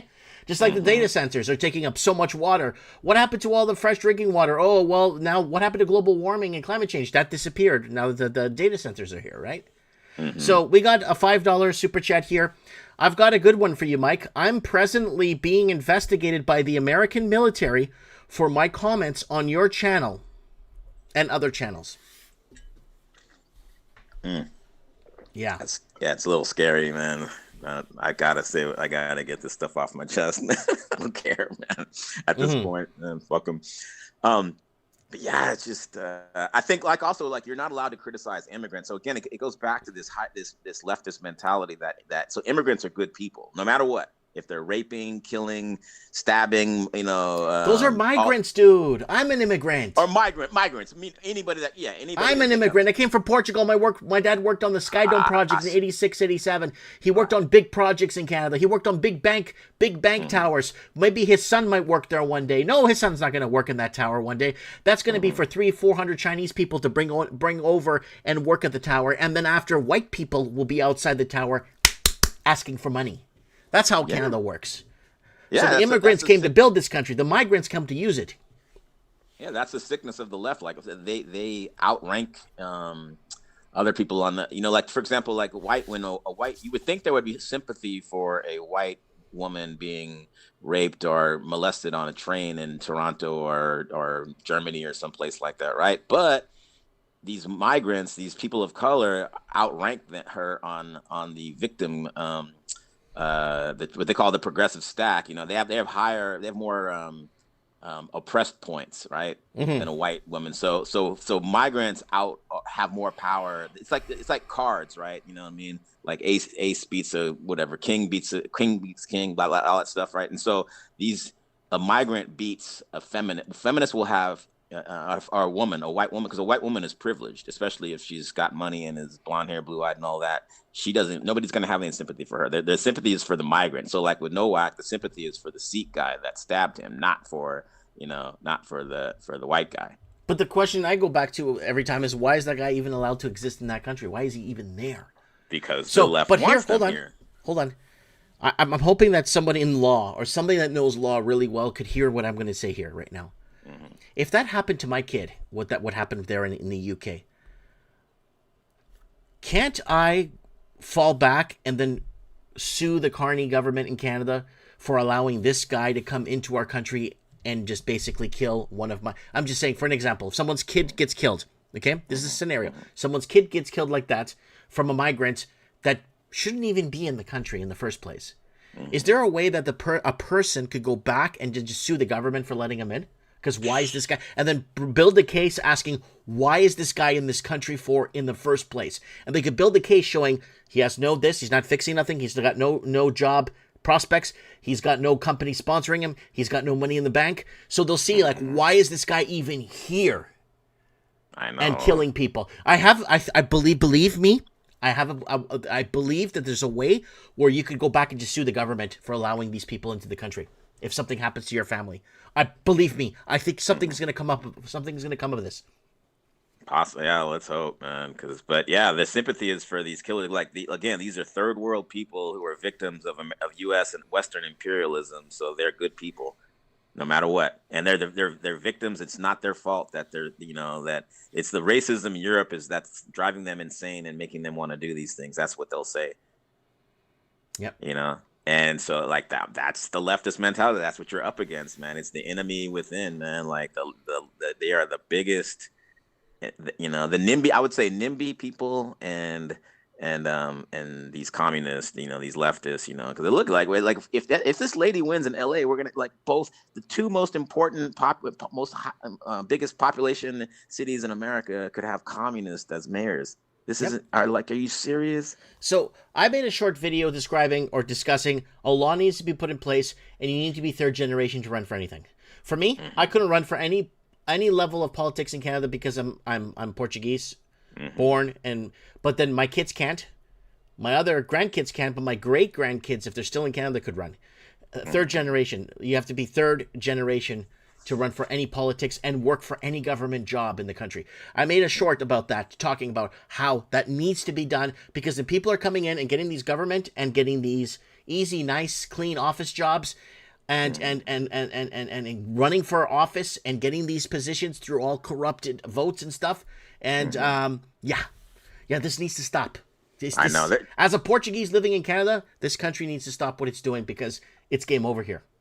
Yeah. I mean, there's a politician, I can't remember, she's from Georgia here in the United States. She's proposed a bill to make it so that you have to be born in America, at least be born in America. At least third generation, at least third.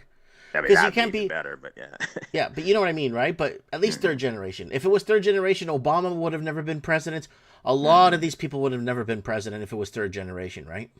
Yeah.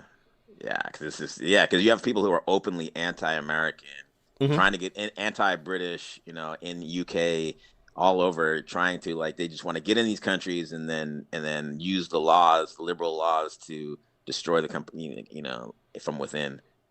And they're open about it, man. Like a lot of these Muslims, especially, man, they are openly saying this. Mm-hmm. We're taking the Muslim Brotherhood in England. Yeah, they're trying to just do it legally, and they're getting sympathy. The whole like red green alliance. The communists are in favor of Muslims taking over anything that will destroy white culture, the West. They're in favor. That's their ally. Mm-hmm. It's It's crazy. insane. All right, Black Deplorable. Any final words? We're gonna get more callers on tonight. Let's see. I can't really think of anything else. I was going to talk to you about a concept that I learned recently, but I'll save it for the next call. Yep, call us back in a couple of weeks. Rewrite that concept a few times to make sense, and flowchart it, and come back on the show in a couple of weeks. Okay, brother? Hey. Okay. God bless you, bud. God bless you too. All right. Take care. Bye. All right, that's Black Deplorable here from California. On a Mike in the Night here tonight. Now, we're going to try and get some more callers in here tonight on the show. And I really hope we can. Just add me on Instagram like I gave you guys the link on Instagram. If you guys could support the transmission by sharing this show. Share the show. And there should be a coffee link up there for you guys. If you guys want to buy me a coffee for $3, you could do that. I don't get again, let's go see if we got any coffees today. Tio Moon, every time, same guy. Thank you, Tio. Thank you, Tio. Tio buys me a coffee I'm not going to say every show, but thank you, Tio, for the coffee. I really appreciate it. We average about $500 to $600 a year in coffee donations. The channel makes no money. I don't get paid here to lie to you. I don't get paid anything. I'm here to tell you what it is. Right? I'm not here with controlled information distribution. I'm here to be with you guys as long as they allow me to. Yeah. And we need to get D-Man back on the show. We need to get RC Lamaru needs to call into the show. Yeah, Dino Bravo. I love getting Dino Bravo on the show. Sandy for Freedom should call into the show. Right? So guys, just send me a quick message here if that's okay. And if you haven't been on the show in a while, please. I'm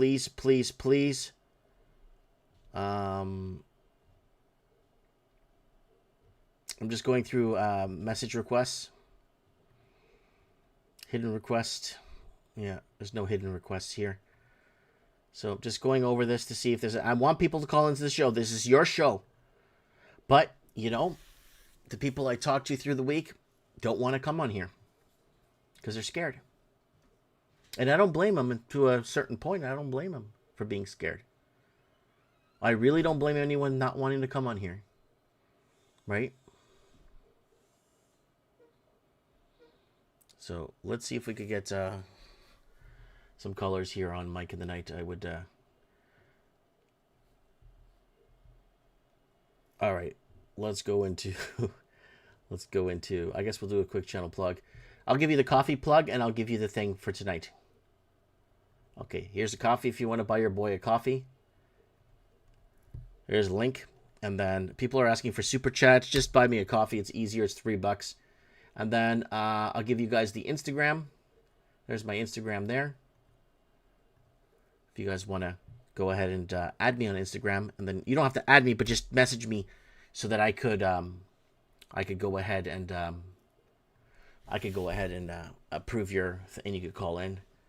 I think Mouth of the South said he created an Instagram page for Mike in the Night. Junkyard Dog we had on last week, Gabriel. Gabriel's asking for Junkyard Dog. We had him on last week. He updated us on what's happening at border crossings and what the heck is happening with freight and what the cost of everything is right now. But we did have Junkyard Dog on. But thanks for people remember these callers, right? Because these people are eventful people, right? Oh, we got Supreme Cannon on the sidelines here. And we got him here.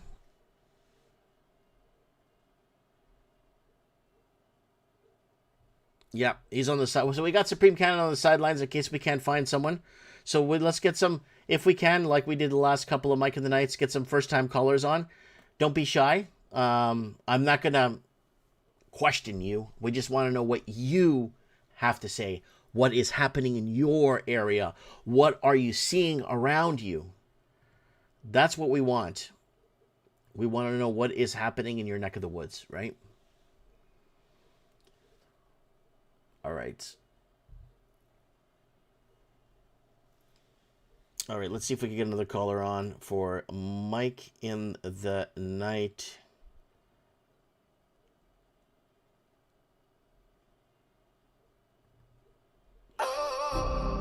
Yes. You are tuned into Mike in the Night. People of the night. 654. Turn it up. 3 in the morning and something is moving you. Today. It's time for Mike in the night. Hands up, city lights burning bright. It's time for Mike in the night. Wake up now, cause something ain't right. It's time for Mike in the night. Radio glow in the streets outside. It's time for Mike in the night. Woo, woo. People of the night, let's ride. Woo. Roll through the city and the skyline shakes. Coffee on the desk while the whole world wakes. Strings all blowing, headlines flying. Everybody asking Mike who's lying. Phones keep ringing, people tuned in. Dots get connected, now the show begins. 3 a.m. no sleep tonight. Got the whole world watching under Leon light. Laven likes to listen to Mike in the night. Lenny Poole likes to listen to Mike in the night. Edward O likes to listen to Mike in the night. Kevin J. Johnston likes to listen to Mike in the night. New York, Bel Air, Miami, Alabama, Tennessee, New Jersey, Tampa, Boston, Augusta, Canada. Likes to listen to Mike in the night. All of America likes listening to Mike in the night. Australia likes to listen to Mike in the night. From Vancouver Lakes to the ocean shore, people tuned in, want more, want more. No sides taken, just open eyes. Look at the pattern beneath the skies. Big bass in when the speakers pound. People of the night from town to town. Raise them up if you're feeling alright. Yeah, it's time for Mike in the night.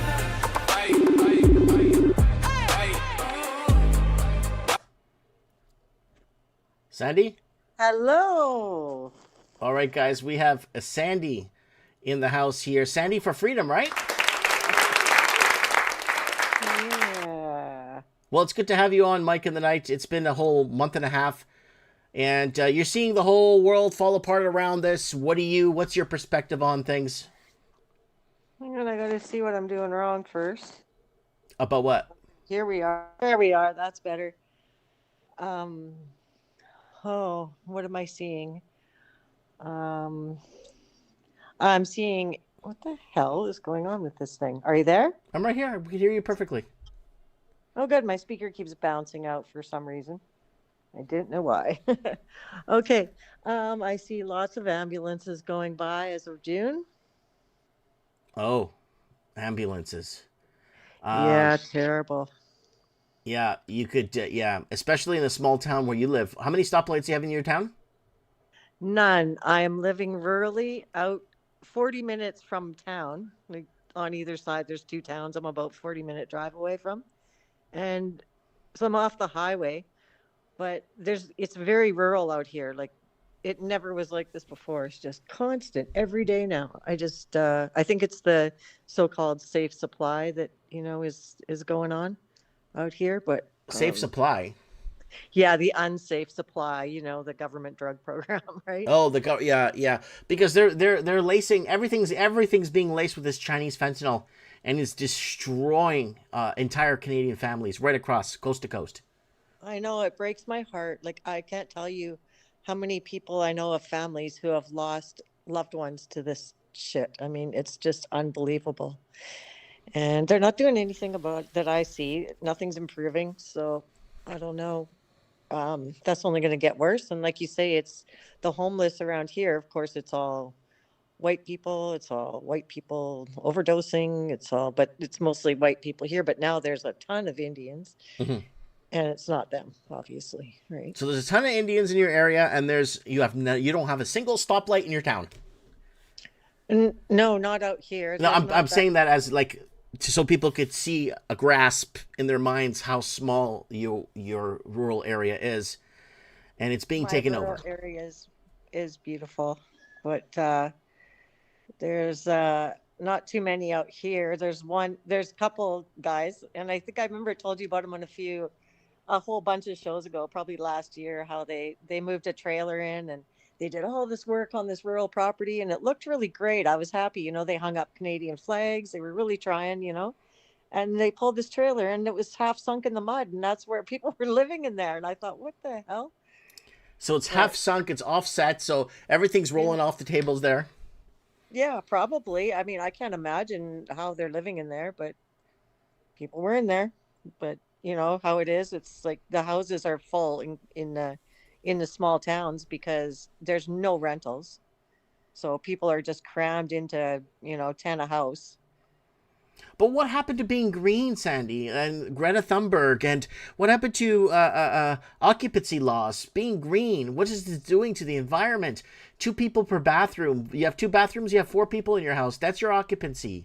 What happened to that being green? Oh. Yeah, I don't even know what the hell. Yeah. Well, they decided to ditch the green for data centers and temporary foreign workers. They don't care about that. They never did care about that. That's a big scam to decarbonize oil. I mean, come on, what the hell is that?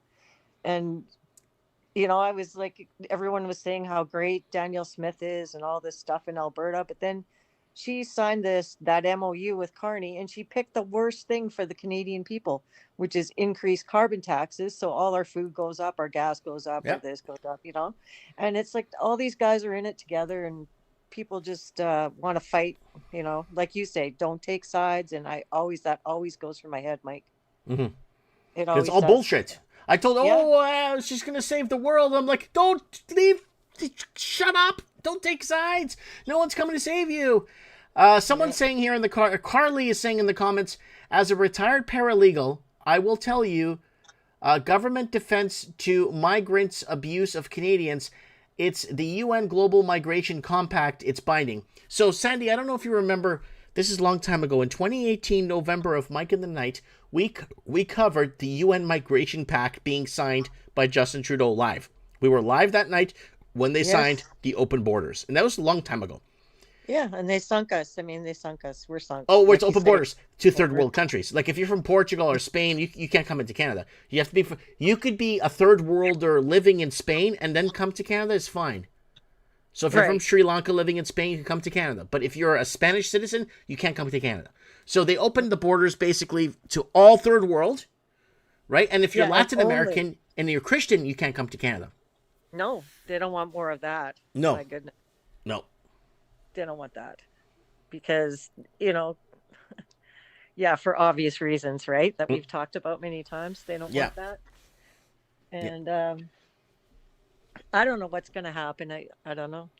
I think you're right. It's like, are you thinking of getting out of Canada, Mike? Well, we're set up in the Philippines. I know you've watched our series there. Our 7,000, awesome. $7,000 Filipino home. And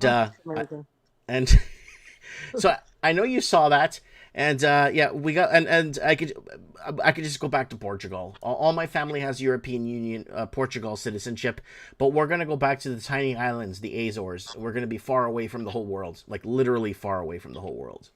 Oh, how beautiful! Yeah, the Azores are like the Hawaii of Europe.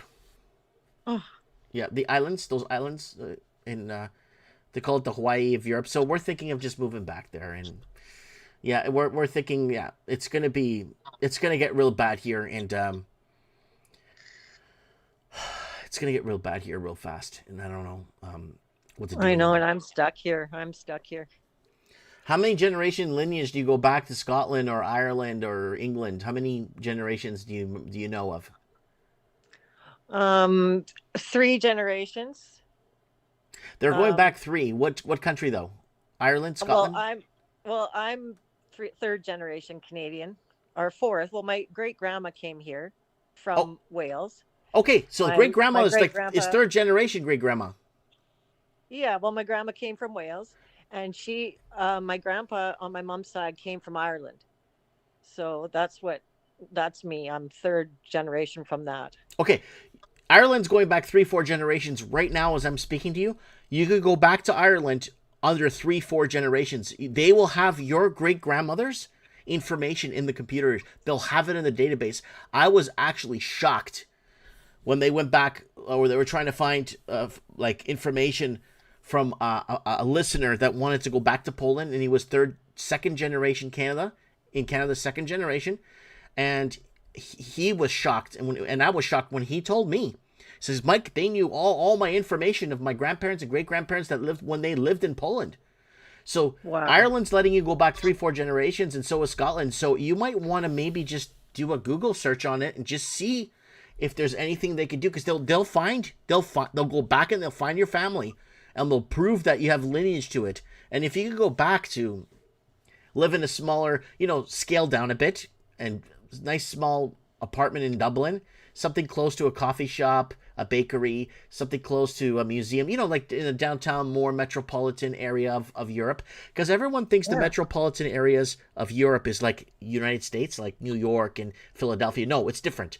The metropolitan areas in Europe are very quaint and robust, and cobblestone streets, and really, old style, really nice, So I've been to England. I have not been to Ireland, and Okay. it was amazing. I loved it. It's so old. It's compared to Canada. I mean, it's ancient. yeah. It was really cool.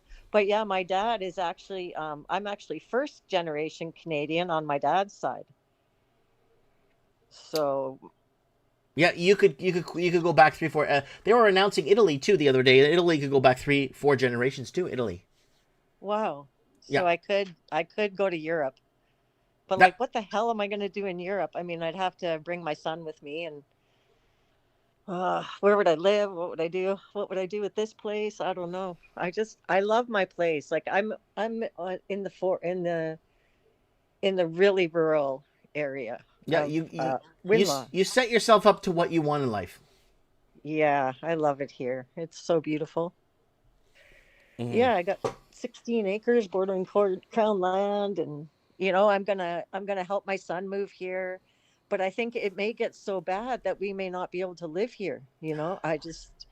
Sandy, I'm worried about that prediction of a video I made, that a majority of the European expansion that did come to Canada 3, 4, 5 generations are going to leave with their clothes on their back, and they're going to have no choice. Like, we're going to leave with clothing, and that's it. Yeah, I can't even imagine. I think that's going to come down. Like, we're going to leave with clothes, and that's it. I know, Mike. I thought of a million different things. I thought, well, maybe I have a little bit of money. I was going to set my son up a place here. And I thought, well, maybe I'll just give my son that money and get him out of the country. Like, I don't know. Yeah. I don't know. But he doesn't want to go without me. He's like, no, Mom, you're going too. If we go, you're going, like, I don't know. See, the problem is it's impossible for us to go to the United States. I just can't go to America. Like, Americans are like, why don't these white Canadians that are productive and actually want to be productive in society just move to America? We just can't move there. Yeah, right. We can't move there. After listening to you, I wouldn't even try it. If they're not going to take you, they're sure as hell not going to take me. So, it's really, really, it's really hard for us here.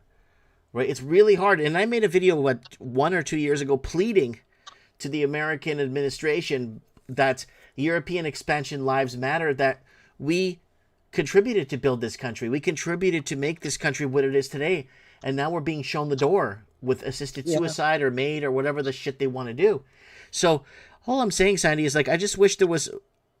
I'm not asking for freebies. I'm just asking that if I could prove I could be productive, and I'm not going to leech off the government, let me move to Florida. Let me go live with my friends and people I know down in Florida and bring my family. Let me just go live in Florida. Just let me. I won't ask for any welfares or whatever the shit, or go any of that shit. I just go live my life with my family, right? Yeah, and you'd contribute to the country. Yeah. So I don't see why not, but I guess it's their rules, right? But I don't know about Europe. All of Europe is a mess too. Look at it over there. Yeah, it's becoming a joke. But the people are rising up in Europe, though. You're seeing it. Yeah, that's true. And if Europe takes itself back, like literally in the next 3 to 5 years, if Europe takes itself back, then I think I'll just move back to Portugal if that's the case, right? Or I'll move to Philippines, but then I'll be an outsider there the whole time. Like, I'll be looked at. They don't look at me bad. It's just I'm the only white guy. I mean, everywhere I go, everywhere. Right. That's just I'm not even white, but Mediterranean or whatever you want to call me, right? Right. You're the only non-Filipino wherever you go. Everywhere on the island where we live on, I've never seen I've never seen any European nobody. It's all Filipinos, which is fine because it's Philippines. Yeah. It's their country. They're great people. Yeah. I had a Filipino friend when I was little, and I loved her. She was awesome. We had such a good time together, you know? Yep. And her mom was really nice, and her and my mom got along great. And she was Catholic. You know, yeah, in Vancouver. Yeah. So yeah, we lived in the same high rise in the West End when I was a little kid. Yeah, it was pretty cool. But yeah, I guess I could go to Europe, but I just don't know what I'd do there. I don't know. I mean, I'm 60. I'm getting to be 60. hold on a second, Sandy. When you Yeah. reach 60, there's a visa you could apply for to live in the United States at 60. And as long as you could prove you're not going to go work in America, Yeah. you could live there. And there's a visa that when you reach 60. And we could look at Zillow and look at real estate like the land you have. We could buy you the same type of land maybe in Oklahoma, maybe Kentucky, the same amount of land off of an interstate, off of maybe not far from Lexington or something, like a major city close by, or Memphis. And you could buy that for like 60 grand there, 70 grand. Gosh. And Yeah, then and I could. Yeah. So and you there are bank some the rest of options. the They money might- off your property that you sell and the money you have saved. And then you can find a way to get your kid down there and get him married. And then you know what I'm trying to say? You have to use like all these migrants are using. Actually, the migrants just take the paper. We love you. Thanks for being part of our country. Walk into our country like nothing. And it's just really hard, Sandy. You know, it's depressing. It's depressing. We got But a I think- country south of us that don't want us, and then we got, I wish we were south, or there was another country bordering us, so that for people like us that are being like South, it's gonna be like South Africa. Remember Ben that came on, the South African Ben, I sure do. and he was talking about a few weeks ago about the persecution of white people in South Africa. Yeah. He gave us a list of grocery stores that white people are not allowed to go to anymore. Right? So it will become like that here eventually. It will it's just following the path, right? I know. It just part of it makes me so I don't know. It just makes me want to dig my heels in and defend my country and all this stuff. And it's like, oh, I think that's probably crazy thinking. You're right. I should just make a plan and because I don't know. I don't know about this place anymore. As much as I love this country, I mean, I love this country. This to me is I mean, you're going to think I'm crazy, but this is the ideal climate for me. I love the snow. I love the frozen weather. I love the 6 months of winter, which is probably insane, but I really do. I love the seasons. I just love everything about it. And I just can't imagine having another home, but I mean, if I have to, I guess I will. I guess if I see it getting too much worse, I will definitely make a plan. Mike, I think it's a good idea because we are going down. Everything's going down. But what options are we going to have? Because now they're talking, oh, well, forget that exit tax. You just don't say anything, right? Just be quiet. And but the CBDCs are concerning. The digital currency, right? If they well, then they they want to know where you're spending your money, right? Yeah, and it's none of their damn business where I spend my money. And I'm hoping people will stand up to it, but I don't know about Canada standing up to it. I don't know. Oh, Mike, I want to ask you something. Yeah. You're getting a data center in Merritt? Yes, we are. It's a tiny one. It's not even big. Oh, really? I saw it. It's up on the hill. It's not big at all. I think it's like 2-story. It's really small.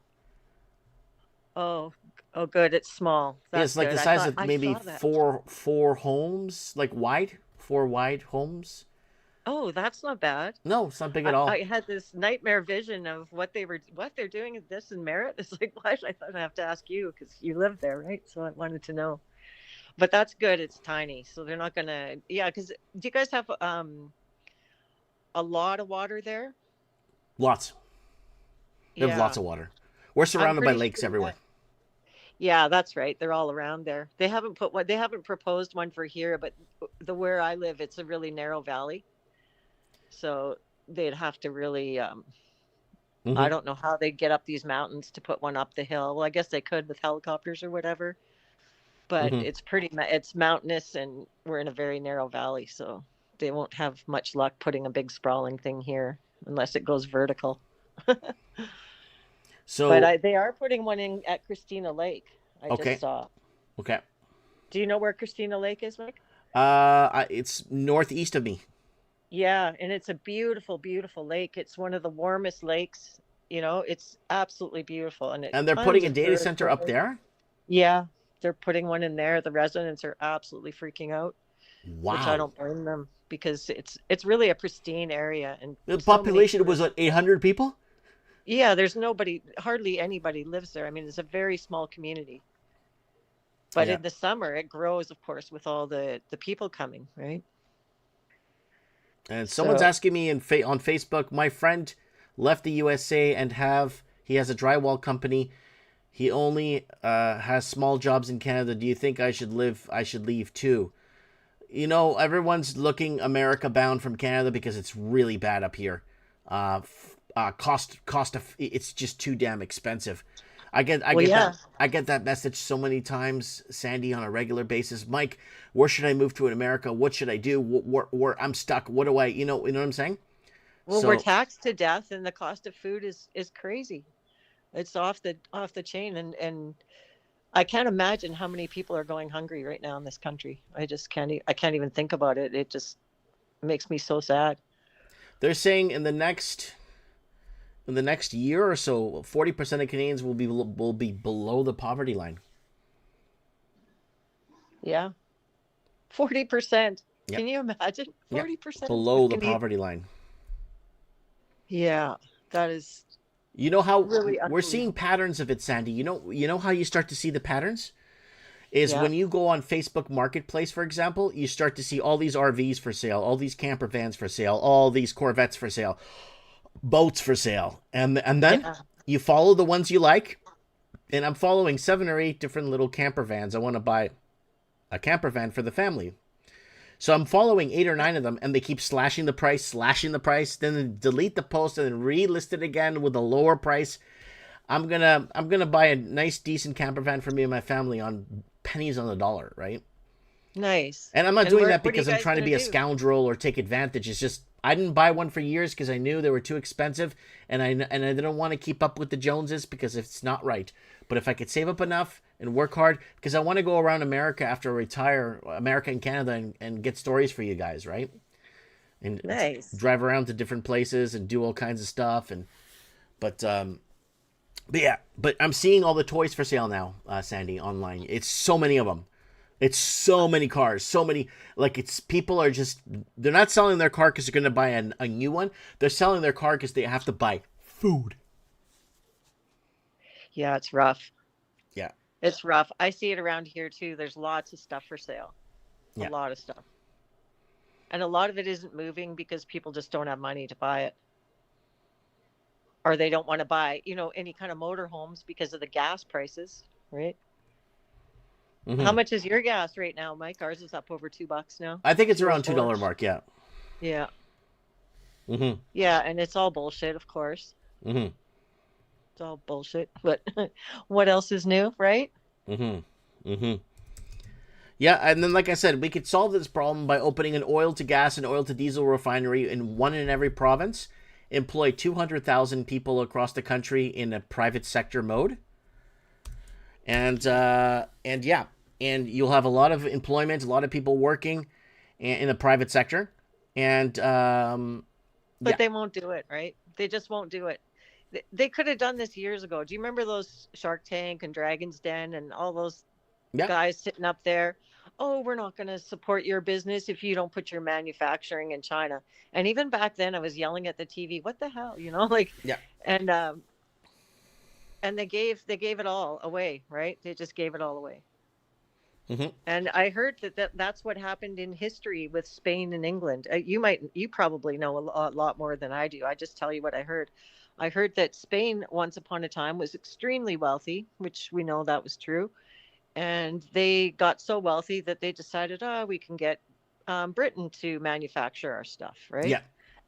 And they gave their wealth to Britain through manufacturing, Mm-hmm. like just like we've done with China, right? Mm-hmm. I heard Yeah. another person today mention, I wonder what you think of this, about the, now we're in the 20s, right? Mm-hmm. The 20s. And they say in the 30s, we're going to go back to these kind of things, the World War or whatever. Yep. Oh, where Yeah. it's all cyclonic. It goes through cycles all the time, right? Yeah, isn't that weird? It's like 100 years, right? And then it repeats Mm-hmm. or something. I don't know. I liked your video on Tartaria. That's one of my hobbies. I love to, like, my hobby watching. You know, I love to watch the old Tartaria and My think about. Tartaria video is Yeah. is good because you know why? I'm referencing historical books I own personally. And you see that map of Tartaria that I put up in the video? That's Yeah. Tartaria Occidental e Tartaria Oriental. It was a Portuguese map when they were mapping the world.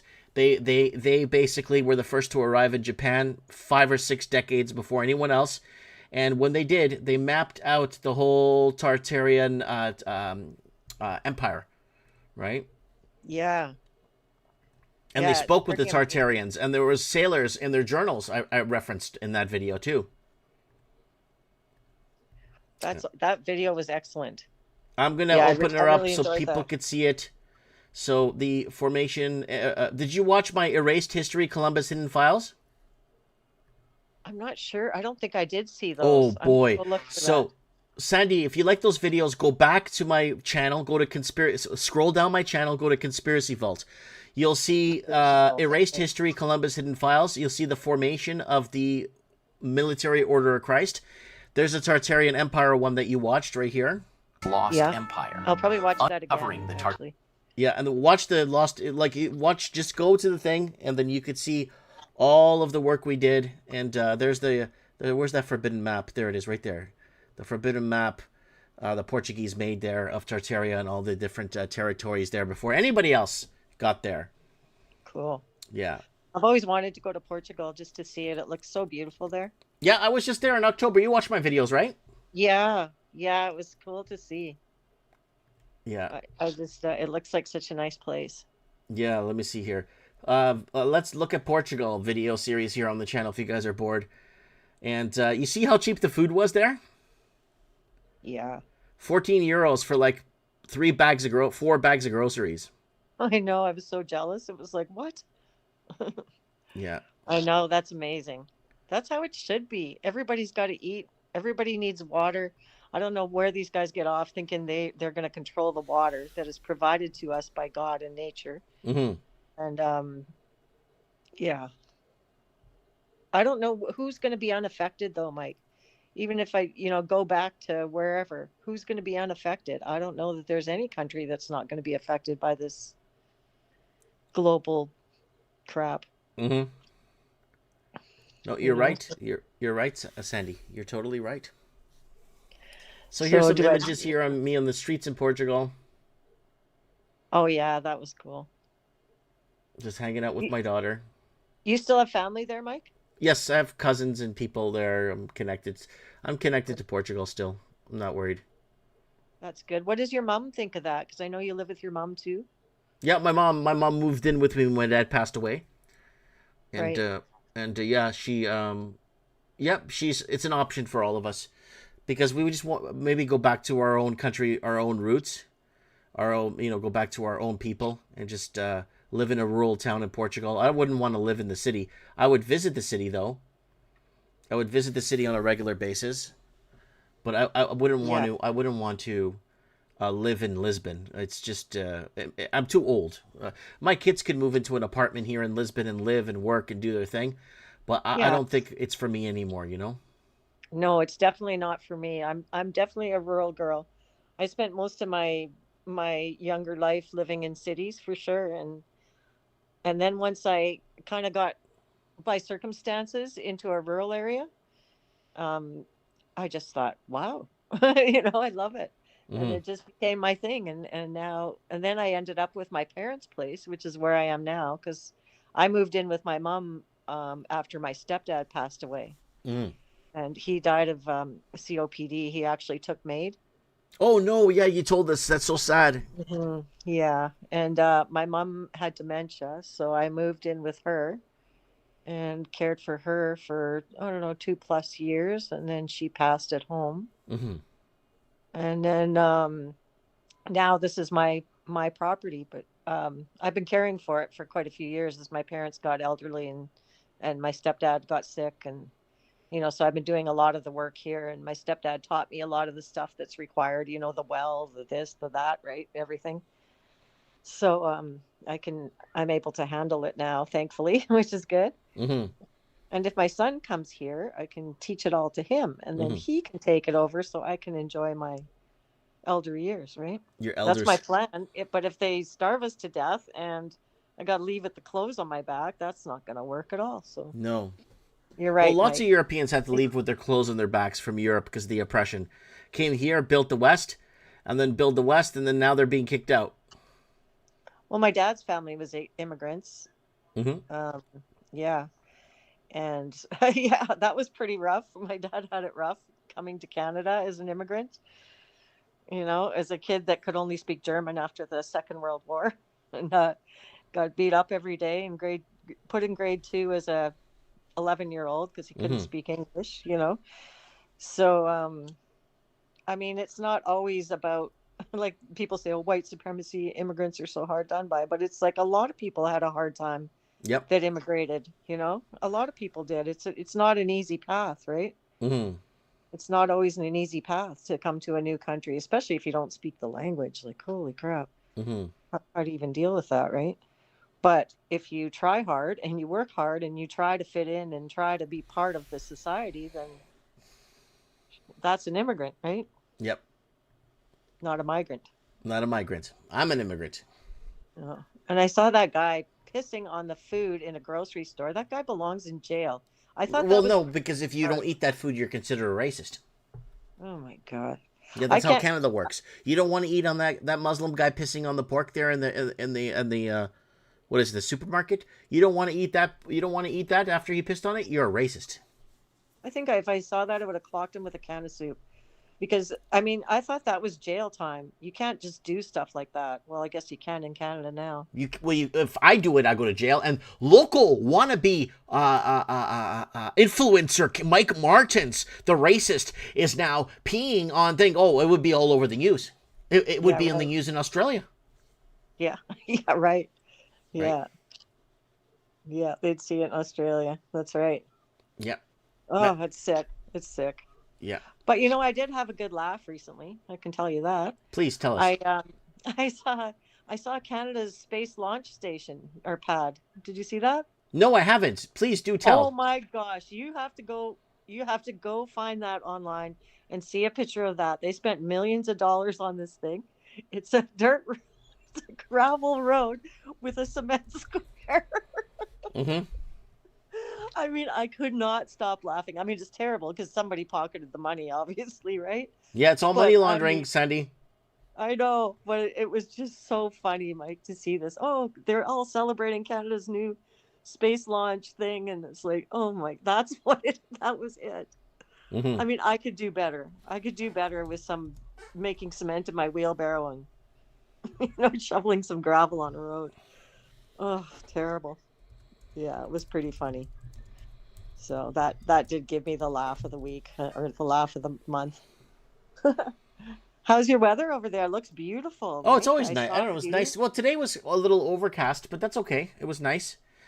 Yeah, I Um, saw you standing in a blue sky with a beautiful sunshine, on your that was live there. yesterday's live stream. Yeah, well, it's been raining constantly here, but the good thing is we have no arson season starting. Oh no, So arson season started this year. no, so Mm. I'm quite happy for the rain. Oh, because People start. arson seasons every year. If you don't want to believe in climate change, government's gonna pay people to start fires everywhere. Yeah, and it's big around here. So our fire insurance is going way up, right? Like you said, they're just going to out-insure people right out of Mm-hmm. their income. And there's always fires here now. I grew up in this area partially, Vancouver and here. And as a kid, I don't remember any smoke-filled days. I don't remember anything like that. We always had fires, but they got onto it right away and it was put out. Mm-hmm. And now, well, we've had whole summers where you can't even see your hand in front of your face and you can't breathe. Mm-hmm. Mm-hmm. So there's that problem too, right? Mm-hmm. But this year it's raining every single day. So, Oh, well, arson season's going to be slow this year. yeah, it's going to be delayed, or maybe not at all. Would be really great. All right, Sandy, any final words? Well, finally, I would like to say I love your show, and you are very good. Well, I'm just good at hanging out. I'm a good hangouter. If I was your neighbor, we'd be hanging out, you know? Yeah, my neighbor is good. He's good. Good. Yeah. Well, sorry, nothing too exciting today, Mike, but you take care, and I'll watch the rest of the show. God bless you. You too. God bless you always. Bye for now. All right, that is Sandy. Lives in a no stoplights in her town. And she's seeing a takeover. NASA are liars. Yes, they are. Yes, Lord Humongous, we could see you in the chat, buddy. I could see you perfectly. Data centers are always arson season. I love Lord Humongous. We need to have him on the show. Lord Humongous, if you're on Facebook, you have Instagram. No, Mike, I don't have Instagram. I don't have the app. Yes, you do. If you're on Facebook, your Instagram is like connected. It's there, right? So let's see here. Oh, we got a Sandy. Thank you for the thank you so much, Sandy, for the coffee. Sandy sent me a coffee, and Tio for the coffee. Got 2 coffee. We average 2 coffees at 3 coffees. No, not 2, not 3. We usually average 2 coffees a night for Mike in the Night, and I really appreciate that.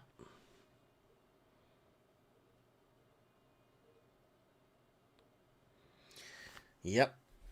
All right, let's see who we got here. Who else do we got here? So we got Sandy on, and we got our buddy from California on. Sandy's from a rural part of the country here in BC. And then we're going to get on... somebody wants to ask me a couple of questions here. So we'll get Dallas Dalton on the show here. Wants to ask me a bunch of questions. And he wants to have them answered immediately. So let's get him on the show here on Mike of the Night. Oh yeah, it's Mike of the Night.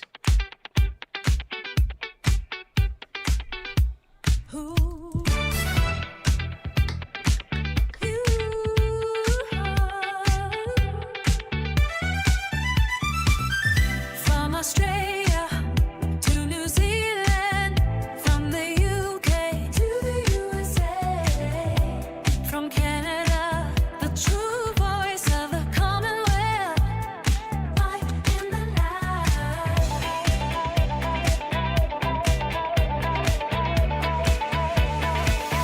Hey, voice of the Commonwealth, from the streets to the global well. Hear it loud, hear it clear tonight. It's Mike in the Night, shining light. Whoa, we don't follow, we lead the way through the noise. What they hide, what they say. 5 nations, one voice, one sound. When the truth drops, feel that ground.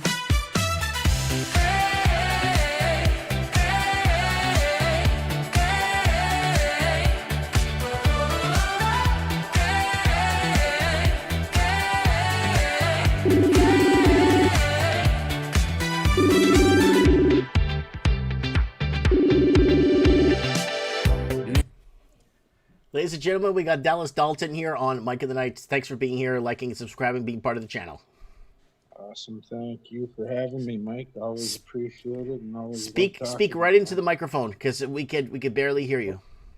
Yeah, no, great being here, Mike, and glad to be on, and always love having a chat with you, man. Great, good. Now we can hear you perfectly. Okay, so you wanted to ask me a bunch of questions. Yeah, you've been talking about how certain lineages of countries are starting to take people back, like Ireland, Scotland, and all that kind of Italy, thing. Italy, Portugal, Spain. I Yeah. think Finland is. There's quite a few actually. Yeah. So I just wanted to kind of get a grasp of like who, if you would know who I would need to contact for that, because like my family all came from Ireland, and they came from Ireland probably three maybe 4 generations ago to Newfoundland. hmm And I'm just kind of curious because I would love to go back. Okay. And Well, you would have to go because you're a welder, right? yeah, yes, Are I you am. are you like certified? Do you have some like red seal? Do you have something to prove that you're a welder? Yeah, I have my CWB. Okay.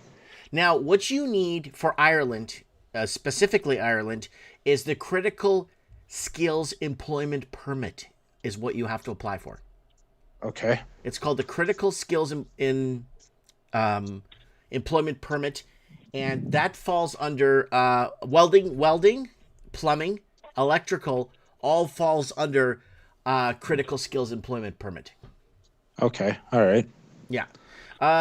Because you're not an EU citizen and you're not a so you're not part of the UK, but you can with that. So let me see if I can get the website for you real quick here into that will get you exactly where you need to go to, okay?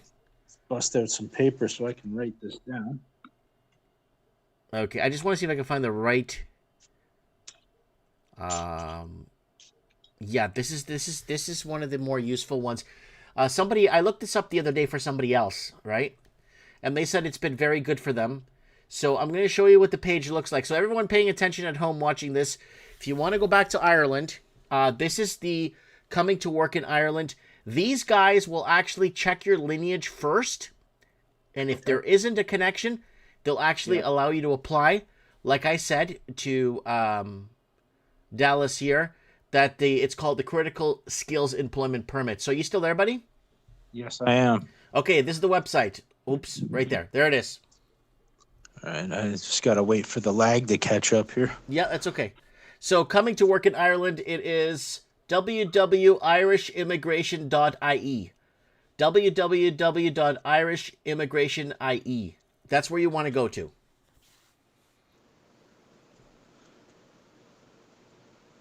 Irish immigration. Yeah, IE. You can see the website right now. It should be showing you right now. Should be up. Yeah, just popped up. Okay. So this is one of the more reputable sites that you could go to. Well, they'll check your lineage first, and if they can't find a lineage connection to Ireland, they will go ahead and put you under critical skills employment, and then you have to send them all the documentation that you know how to weld, right? Okay. All right. So it's irishimmigration.ie. Yeah, irishimmigration.ie. www.irishimmigration.ie is right there. That's where you're going to want. I gave this to someone a few weeks back, and they said they're actually processing it through, and it looks like it's going to work. So that'd be fantastic because I do have I do have some friends down there. I don't know about if I have any family left down there because pretty much all from what I understand, most of them came to Newfoundland, right? Mhm. So. But I do have friends down there through work so I've worked for years with an Irish friend of mine, and I know his family down there, so I do have people that I could get in touch with and all that. So yeah, because if you're gonna want, because you are in Kitchener Waterloo area in Canada, am I correct? yes, sir. And is it turning into Somalia, India, or China? Which one? Oh my God, it might as well be called Little India now. Okay, so it's turning into Little India now. Okay. Like they're even overrunning the Chinese population that's here. And to be honest, like a lot of the Asians that I know around here, they're for the most part they're really good, hardworking people, right? Mm-hmm. They're Like the integrating, Filipinos. yeah, integrating into Canada and all that. But from what I've seen especially with the Indians, like most of them, yeah. How old are you now? Sorry. Me? Yeah. 41. 41. Okay. Because someone's in the comments saying, wow, he's going to go start a new life in Ireland at 50, 55. No, he's 41. You still got a lot of good working years ahead of you. And if you're happy where you are, you'll live longer. Yes, absolutely. That is a fact. Yeah. Less stress, right? Well, Yeah. hopefully, anyways. Because the job market here is, and like, it's brutal. Like, it's getting so bad, man. Like, I knew it was gonna get bad, but it's just gotten so much worse than I could have thought. Like, That's right. I don't mean to laugh. It's just the way you said it. And it's so true because you're not lying. And it's getting really no, bad. like even employers that I've been talking to, because I actually just landed a new job. I start next week, but that's beside the point. Like, even a lot of these employers that I've been talking to, even they're saying, like, yeah, it's brutal right now, like, for hiring. And I keep seeing more and more videos of, like, the younger generation, like people born in late 2000s and all that. Like, a lot of these kids are going insane trying to find work. And like, Oh, they're not hiring white people. Oh, no, they don't hire white people. In my own town, I have like a pile of, what do you call them? Resumes of people. Pile of resumes of people applying to work at my store. And I'm like, why don't you go work here or there, or there, like entry level jobs at these places? Oh, they don't hire white people because they don't do wage subsidies. Those Right. corporations are all doing wage subsidies, right? yeah. And I was actually working for a company a little while ago. They were doing just that. They were doing So- what I was saying, right? With the unqualified people, just to give them wage subsidies, right? Yeah, pretty much. They'd come in for a few months and then they disappear. And then, like, I heard through the grapevine, a lot of these guys were actually going around taking out as many loans as they could Mhm. from like from banks, and then those easy Credit credit cards. places and all that. Yep. And then just taking the money and skipping back home. Yep, China was doing that too. Students that came in from China, we covered it back in 2014, 2015. Yeah. We actually did 3 parts of it where Chinese students would come in, rack up the Canadian debt, and go back to China with the money. Like we Like, covered that. and- Students, not the money launderers parking money in Canada. These guys are reverse. They're taking the money and running off to China. Yeah, literally. Yeah. Like some Bonnie and Clyde shit. Like, Looks like we have someone new on the channel, Dallas. They're asking us if we took the COVID vaccine. me?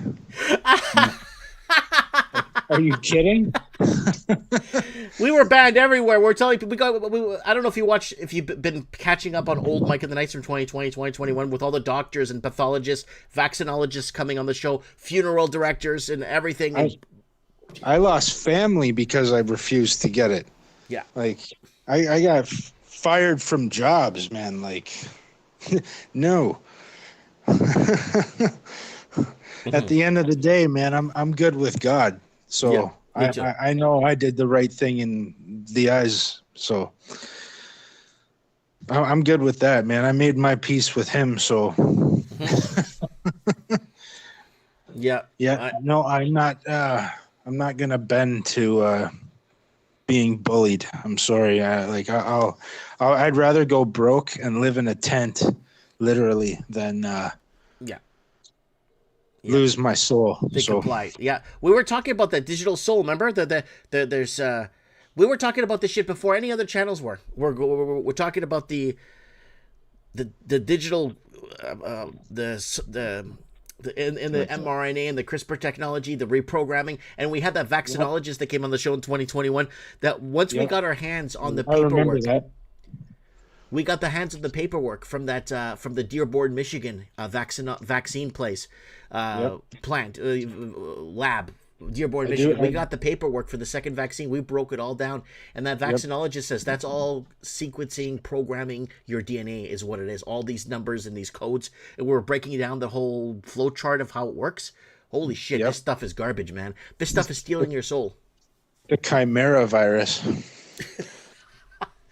A ball juice variant. Pretty much. Like, I remember all that. Like, I know I didn't interact because I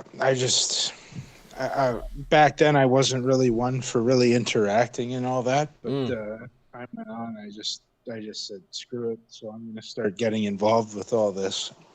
And like I've been following you since probably 2017. Mm-hmm. So you've been right on so many damn things. It's not even funny. And you know what the thing is? No one knows who we are. That's the funny part of it all in the end.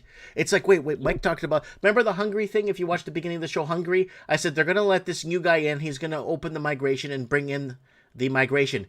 We just read the article today that he signed the UN Migration Pact to let migrants into Hungary.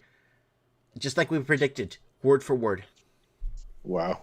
Everything. The Venezuela attack, 6 months before. Everyone was calling me retarded. You're retarded. They're not going to touch Venezuela. And we told, step by step, if you remember the video, Dalton, they're going to seize oil tankers. They're going to go in with a flash team to go in like Rainbow Six Vegas and take Maduro out and take him alive. They're going to do this. And everyone laughed at me when I told them step by step how it was going to happen. 8 months later, it happened, as I said, step by friggin' step. That's usually how it goes, though. Like the Chinese balloons. Remember the Chinese balloons are coming? They have a stripe on them. They're going to have this and a yellow tag, and they're going to be coming. 3 months later, the balloons came exactly like I described it, and an alphabet company from America, called me up and asked me if I was a Chinese agent, literally a Chinese agent, asking how did I know what the balloons were going to look like 3 months before they were even launched, and I told them. When you have foresight, though, man, you can read between the lines. You can see the playbook as it's coming down the line. Like 100%. You don't have to be a fucking genius. Pardon my French, but you don't have to be a genius to see this. Mm-hmm. Like they're so blatant about it, and they like throw it in our faces. They basically slap us with the truth half the time. Mm-hmm. Like I watched all these TED Talks. You remember TED Talks? Yes. Yeah, I watched like all these TED Talks for years and years, man, and I'm like, I'm looking at this stuff and I'm hearing what these people are saying, and then like the people at the World Economic Forum and all that crap, and I'm like, these guys sound like megalomaniacal lunatics, like something out of a goddamn Hollywood movie. Like, there's no way there's no way this, like, it's insanity. And sure enough, down the pipeline, all this stuff started happening. I'm like, oh my God, they just literally slapped us with the truth. They told us what they were going to do. Yep. And then like, I try to tell people about it, and then I'm just a crazy conspiracy theorist. I don't know what I'm talking about. And I'm like, it's all there. You can find it if you like took 25 minutes to go look, but you'd rather go watch the NHL friggin' playoffs or whatever, Yep.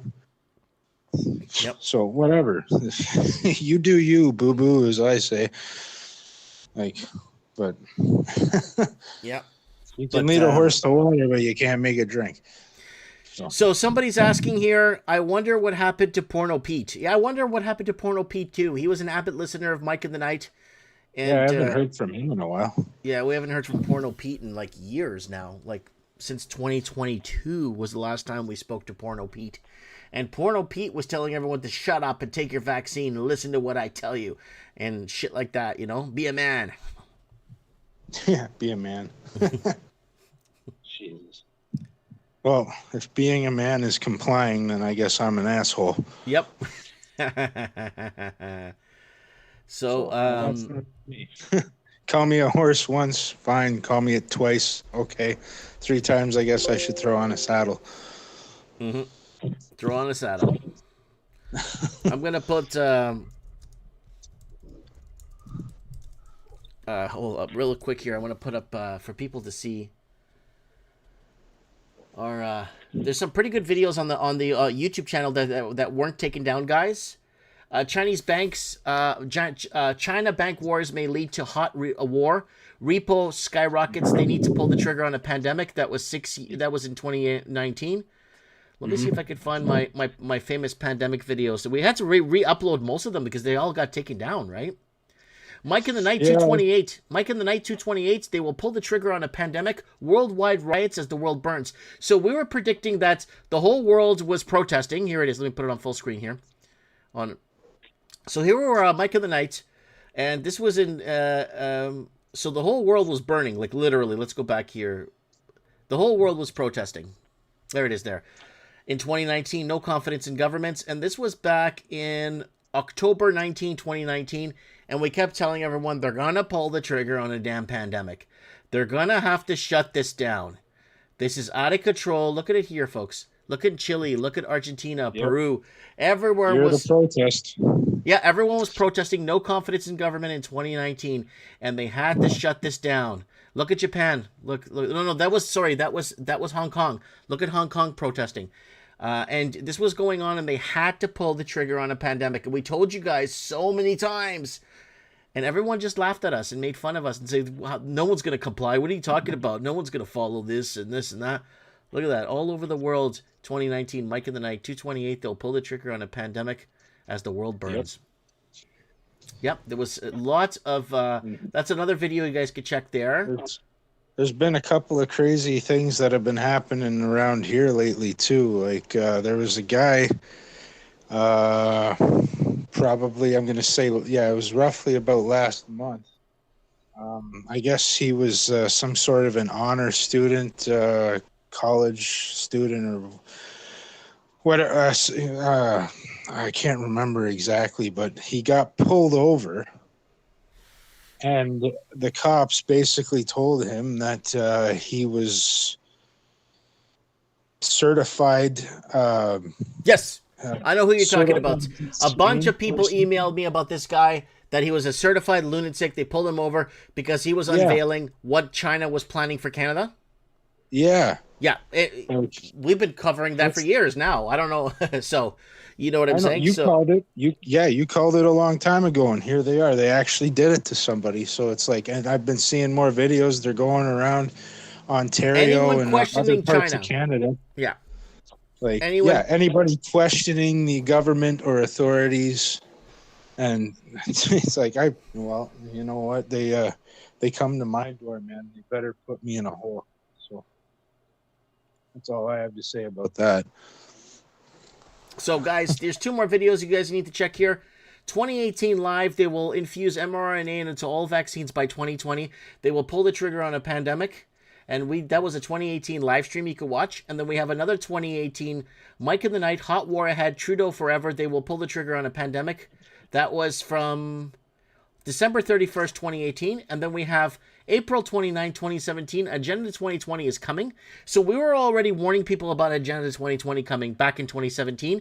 Digital currency, CPP, money laundering, pandemic. And it's really sad no one ever watched those videos. But imagine Joe Rogan or Russell Brand or a real person made those videos back in the day. They would have a statue of them in every major city in America. Oh, yeah. Oh, absolutely. They'll be revered as gods. Yeah. But controlled opposition, right? Getting paid to do it. Controlled information distribution.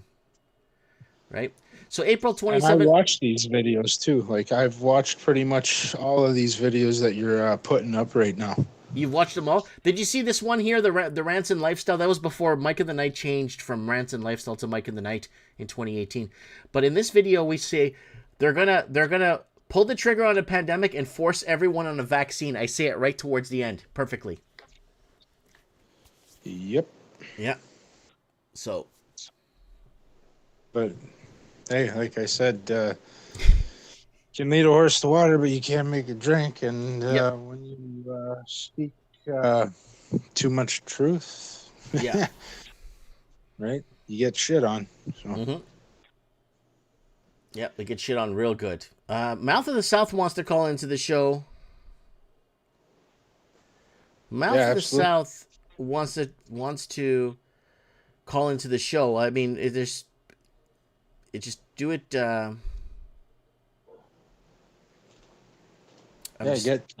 Get some more people on, man. I'm trying to. I'm trying to get. I know a lot of people are afraid to call in and all that, but yeah, I got no message here from Mouth of the South. He hasn't messaged me on Instagram yet. Yeah. If people don't start speaking up and fighting back, it's only gonna get worse. Oh, big time. It's gonna get really bad, right? It's gonna get really bad, and I don't know what to do anymore. I don't know. I don't know what more I could say to people to let them realize that we've been taken over. We've been our governments have been taken over, and we are surrounded by terrorists, domestic and foreign, right? So, Pretty much. so, but yeah, yeah. I- Any final words? Just God bless y'all. May God be with y'all. Yeah. Keep your heads on a swivel, Yeah. and just try to do whatever you can wherever you can. Because I know a lot of us don't have a big foothold in all of this. Like me myself, I'd be low man on the totem pole, but Yeah. Yeah. just you gotta try. United we stand. All right. That's pretty much it, brother. God bless you. We'll talk to you in a few weeks. Yes, God bless you, Mike.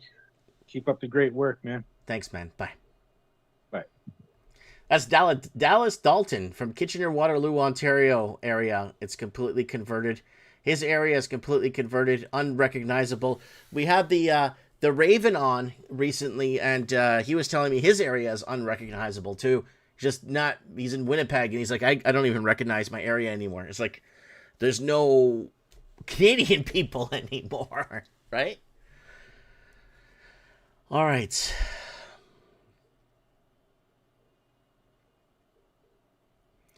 Yeah, Tig Nim has a good point. If God is for you, who could be against you, right? So we got a lot of people tuning in here. Yeah, we got quite a few people across all platforms tuning in tonight. So you can find us guys on, I think we're on Kick, Rumble, Instagram, Facebook, and YouTube for now. We're going to try to our D-Live got disconnected, and a couple of other ones got disconnected, or platforms have shut down over the years. So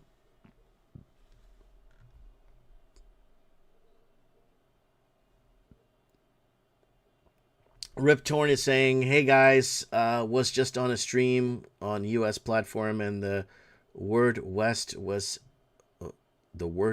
censored. A bunch of guys tested it. Crazy train. So you can't say the West anymore? Yeah. I want to get a gentleman on the show called El Selector. And El Selector has been sending me clips of videos of stuff we were talking about, and he's sending me clips from people like Alex Jones, like Joe Rogan, really big content creators that are actually stealing our entire talking points. He's been sending me clips from these people, like from Joe Rogan, Russell Brand, and saying, Mike, they're taking all your speaking points from all these years. They're taking it. And it's really funny. Like, he's showing similarities in the videos. Watch this video. Look at this guy. He just took everything. And that guy's got 1 million subscribers in 1 year. It's like he's taking everything you're saying. So, his name is El Selector. I would like to get him on Mike of the Night to tell us what the hell is going on and what he's seeing. I want to get Ben from South Africa back on. I want to get Ben back on South Africa. To give us an update on the white genocide in South Africa. I'm just trying to see here if I could get Mouth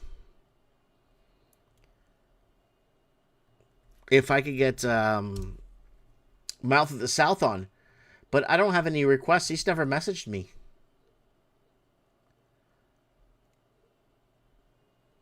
He hasn't messaged me. Yeah, he hasn't messaged me yet. And Mouth of the South wants to come on. I want to get Paulo on. PDS 10. I want to get him on. I want to know what the hell is going on in the construction, right? Yeah, 3 a.m. He's saying PDS 10 is commenting there on Rumble. I'd like to get him to find out what's going on with construction. He's a Portuguese hard-working construction man. Hard worker. So, yeah. I'm on Instagram, Mike. How do I call? Just message me, and then I'll verify you. I not verify you. I will look and see that, okay, someone's trying to message me. And if it's Mouth of the South, I know who he is. Does that make any sense? I know who he is. And then we'll get him on the show. So just trying to navigate here. Okay, that's my primary. Go through my general chat. Nobody here. A couple of people have tuned out or moved, or I want to get Tommy hitting stacks on our Chinese correspondent that we have there in Australia. I'd like to have him on the show again, but he's telling me that he can't with his hours. He messages me a lot of information. I got one here from him. What did he say here? Same thing. Here he is, Tommy. They're talking about... they copied you again, Mike. Shrinkflation, number 7 news, copying Mike Martin's evidence inside the video. Copying everything where... Like, it's really weird, man. It's really, really, really, really weird. What is going on? And nobody knows who we are here. Like, we have very little to no following. The channel revenue's what, $400, $600 a year in revenue, like from ads and stuff and coffees, like $600 a year.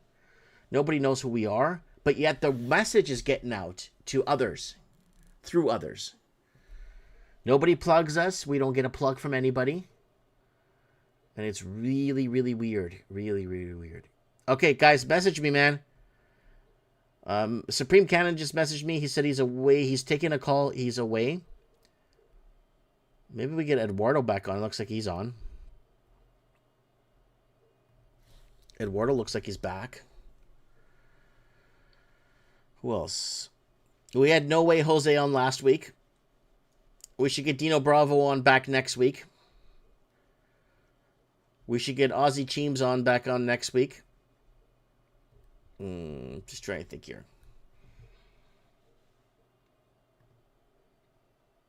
Yeah, I got no hidden requests from anybody, guys. So you guys got to message me. Send me a message. Tell me that you wanna come on the show.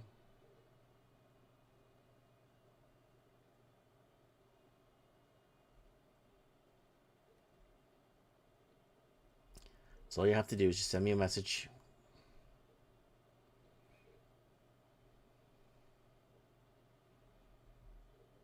Yep.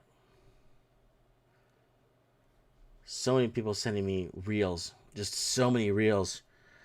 I got about 5,200 unread reel messages from people sending me reels from, look what this guy's saying. It's like, oh, God, here we go again.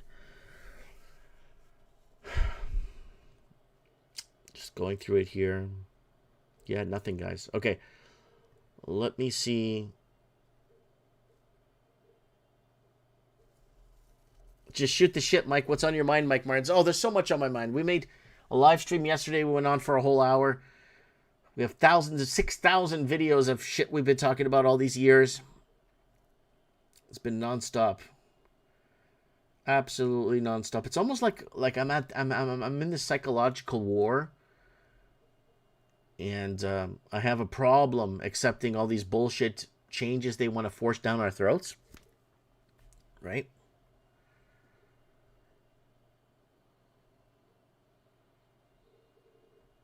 So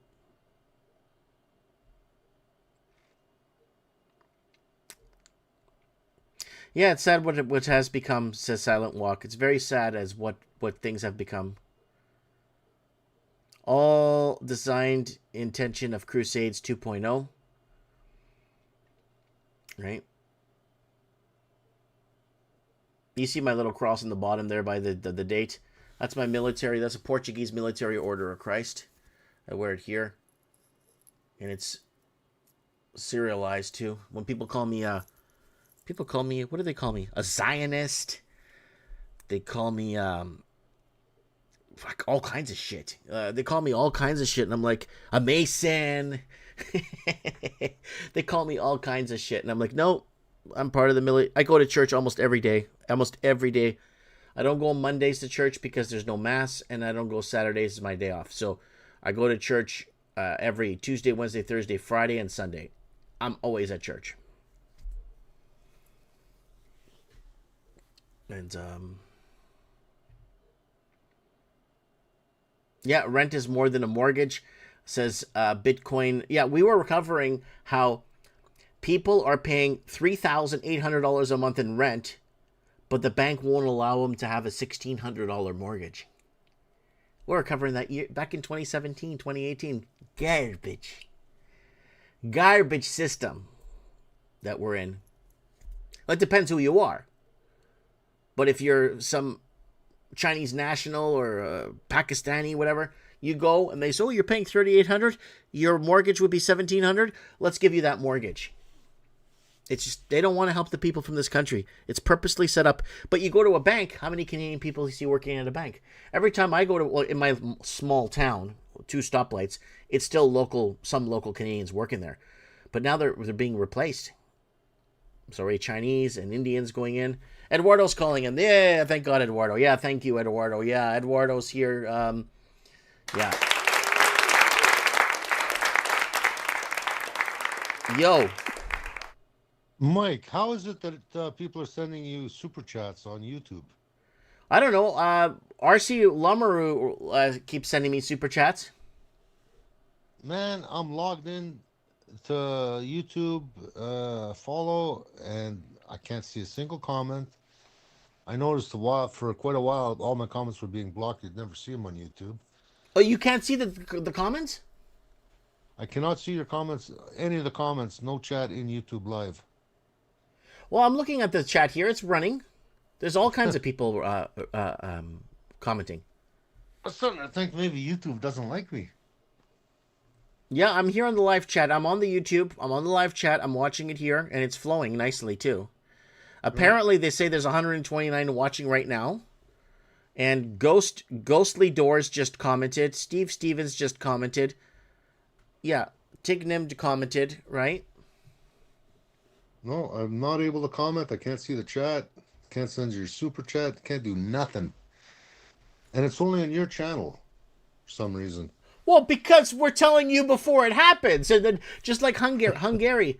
I had a Hungarian guy like 6 months ago point his finger at my chest, say, I'm from Hungary. This new government's going to fix the country. And I said, no, they're going to sign the UN Migration Pact and bring in the foreigners. And I made a video that day 6 months ago when I was pissed off. And it happened today. The Hungarian government just signed the UN Migration Pact to open borders to people from Bangladesh and India and China. Keep in mind, EU is playing lots of games with Hungary as far as currency loans, all that shit goes. Yeah. So they kind of forced their hand. But it's the same way that the Polish people in England forced Hitler's hand to start World War II. The Polish invaded Germany 2 times. Yeah, and when the Germans were getting, Polish, Winston Churchill was pushing the Polish to invade Germany, and then England was going to jump in and back Poland, and Poland invaded Germany 2 times. Meanwhile, there's pockets of Germans up in their own little communities who are getting abused, to put it lightly. And then Hitler says, "Okay, we're going to go save this diaspora just a few miles from the country." Mm-hmm. So, anyways, it is what it is. Anyways, I had a very interesting conversation with my second cousin. Yeah, second cousin. He's a few months older than me, and he used to mock the Christian church or the Catholic Church. And about 30 years ago, he did a full 180 to where he is more godlike or spiritual. His faith is just crazy. It's unreal. Mm-hmm. And he got super educated on the Bible and what it means to be a good Catholic and all that. Mm-hmm. Anyways, we got into the topic of pedophilia, and then we got into the topic of asked him what he thinks about all the gay agenda stuff. I says, to me, it looks like a religion. He said, well, now we're talking. Mm-hmm. And he kind of agreed with me. But he said the religion is Satanism. It's not Christian-based or Hindu or Muslim or Jewish. It's Satanist. And if you look at it from try to be open-minded about it, It is. It's indoctrination, and it should be treated as a religion. What? See how they twisted it? Satanism and the gay Well, agenda. Satanism isn't a religion. Actually, it is. Well, they claim. No, they claim that Satanism is a religion because they say so. It is. It's not a religion. Satanism is not a. They could certify it and put a seal on it like they did in upstate Michigan. And we were telling you guys, we were warning you guys for years back in 2012, 2013, that After School Satan Club, in our short videos we did, After School Satan Club is a big deal. And then around that time, there was Transgender Story Hour in upstate New York too, was starting to form in 2012, 2013. And we weren't exposing it. It was on the news. We knew it was happening, right? And we were talking about that and saying this is going to engulf America. And sure as hell, it sure did. And it's basically destroyed. It's just all this stuff is destroying the fabric of our basic principles of who we are, right? Yeah. And then we also talked about 42% of people have no souls. And he says, well, I disagree with you. I think they've sold their souls to Satan. Satan collects souls and he rubs it in God's face. Mm-hmm. So kind of a different bend on what you're claiming, that people have no soul. Nope, there's a lot of people on this earth, you could tell. With soul detection is real, boy. And the elites don't want to talk about it. Only 41% of people on this planet possess a soul. And everyone's going to argue that, you're stupid, Mike, and it's not. Just like everything else I said, I was stupid. But it's all these people doing all this wrongdoing and destroying and physically smashing shit that's not theirs. They're completely soulless. They have nothing. Like, they die, it's lights out, goodbye. You're gone. Right? Yeah, or does Satan own their souls now? No, because no. At birth, you're born with consciousness and awareness. Yeah. So if you're born with consciousness, you have a soul. Awareness, 2 + 2 is 4. I drive my car, I make money.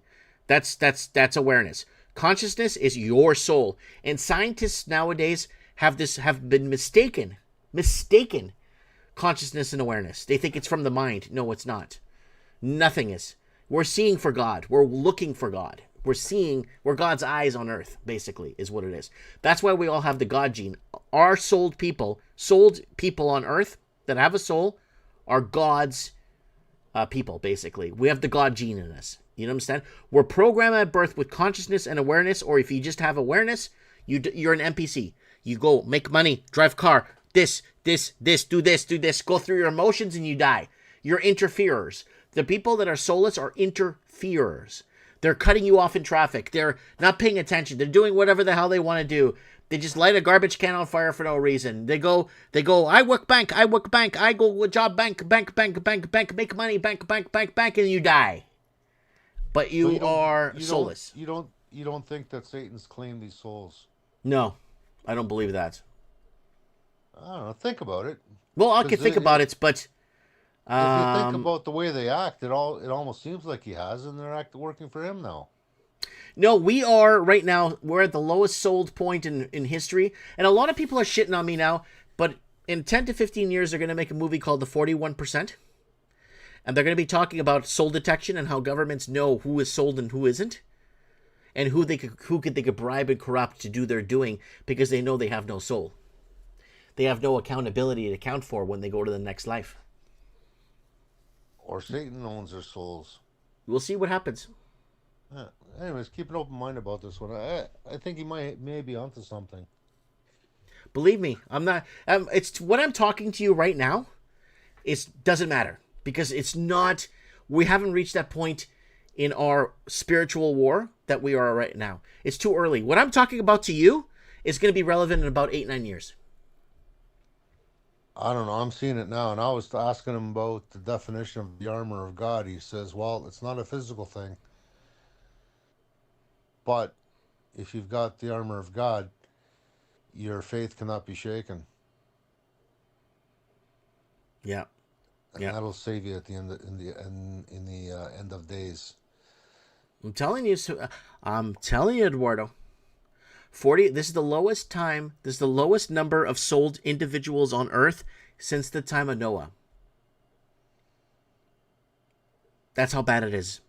Remember the time of Noah where they had basically, hey, get on a boat. Here are your dimensions. Build this boat and get on a boat, right? Yep. And why? Because the entire world was completely becoming soulless. Completely soulless. Or was Satan collecting all those souls? No. You sure? If he was, I would have told you he was. I'll look into it. Look into it. We can't know everything. Nobody can know everything, right? So maybe you didn't get the memo. yeah, no, I know what I know, and just like everything else I was wrong about, but I was right in the end. It's like, it's one of these things, and it's again, NPCs are I call them interferers, NPCs. We did a video series that was taken down in 2018. Three parts about NPC World. NPC World. I don't know if you watched it. This is a long time ago on my channel. This was in 2013. NPC World, NPC Soulless People. We talked about this back in 2012, 2013. And they took down our video series. All 3 videos were taken down for bullying. Bad boy. Yeah, for bullying. Anyways, what else is getting out there? Yeah, things are getting pretty grim. People are hurting for work. I was just watching some real estate things. People earning, a couple $100,000 a year with a $1.4 million house. Yeah. They can barely keep their head out of water. It's gonna get nasty, and now you got all these mortgages that are coming due. We ain't seen nothing yet. We were warning Canadians about that, and Americans. Stop getting these low interest mortgages. You're going to be Americans could do a 30-year term. Canada, you got to ring you in 4 years. They're going to get you in 4 years. Oh, what the hell do you know? You're not an economist. You have a big fat head. And I'm like, okay. All the warning videos are up. They're going to raise rates to hedge against inflation. And now, if you watched earlier Mike in the Nights, the feds are now talking about raising rates. And if they raise rates to hedge against inflation, Canada is dead. Canada's already dead, Mike. No, it's dead. No, but it's going to be dead. So basically, it's going to die 3 times before it hits the ground now. It's going to be dead 3 times before it hits the ground. That's how bad Canada is going to be. If America raised rates, watch out, Canada. You finished. Like, people can't even afford to buy food. Yep. We warned about food prices years ago. Yeah. We were warning about skyrocketing food banks skyrocketing in the future. We warned all about this. Food prices are going to exceed the price of your rent. Watch. My 2012 video, and everyone laughed at me. So, I don't know if you heard about the girl that went missing here in Toronto. It was a Jewish girl that went missing, and I heard something about that. What's going on with that? Okay, so a girl just goes missing, or allegedly goes missing for like a week and a half, and then they get people doing door-to-door searches, and then suddenly she's found after about 2 weeks, and Toronto police have got more funding. Mark Carney and Gary, they go to a Jewish synagogue. They're talking about how they're going to tighten up gun controls, blah, blah, blah. It's all a fucking, excuse my French, but it's such a big lie. Yeah. They never had a statement of what happened to the girl, who took the girl, was anyone charged, where she was, nothing. Just that she's been found. And thank you to all the supporters, and thank you to all the people that helped look for her. 14-year-old girl. She probably took off partying with her boyfriend or something because the weather's nice and warm. Yeah. Or she was staying at a friend's house. Or she was mad at her parents. Teenage girls do this, right? Yeah. And the fact that she's got a phone, you can track anybody with a phone. So, you mean it takes 2 weeks to find a girl? All you got to do is ping her phone and boom, you got her. Yep. So, and the cops are playing along with it. The mayor's playing along with it. The politicians are playing along with it. The whole Zionist lobby's playing along with it. Huge marches for Israel playing along with it. You fucking scam artists. That's all I got to... it pisses me off beyond belief. They blatantly lie in our faces. Yeah. Yeah. It's disgusting, Eduardo, and I could feel your anger in this, Man, it's crazy. All the people, there's a lot of white people being stabbed, raped, mugged everywhere, disappearing, and they don't bother looking for these people. It's got to be a specific target, specific to reach out to a specific religious sect. And the next week it's going to be the Muslims, and then the week after is going to be the Sikhs. They're going to find ways to interject and get into that, but anything Christian, you're bad. They don't bother researching or investigating. They just don't give a shit. Right? Yeah. So, Anyways, a friend of mine sent me a PDF book. It was written in the 1920s, I believe. mm-hmm. And what I find interesting about this book is that it's Jeffrey Epstein, but it's set in the 1910s, 1920s, 1930s, 1940s. And there's many Jewish contributors. Mm-hmm. And they point the finger squarely. I haven't got through the whole book yet, but they point the book at a specific group of Zionists, per se. Mm-hmm. And they admit that they've got a problem. Mm-hmm. But because they're Jewish, they can't really do too much. Yeah. There was a whole problem down in New York, too. New York City with that. So, child safety experts warn of increased child trafficking risks ahead of the 2026 World Cup in Canada. Oh, of course. It's like the UN's coming here. Mm-hmm. So, anyways, keep our children are our future. There's truth to that. And that's why they got to destroy the traditional family. I'm not going to use the term nuclear anymore. Mm-hmm. I'm going to go with traditional family. Yeah. Or should I go with old school family?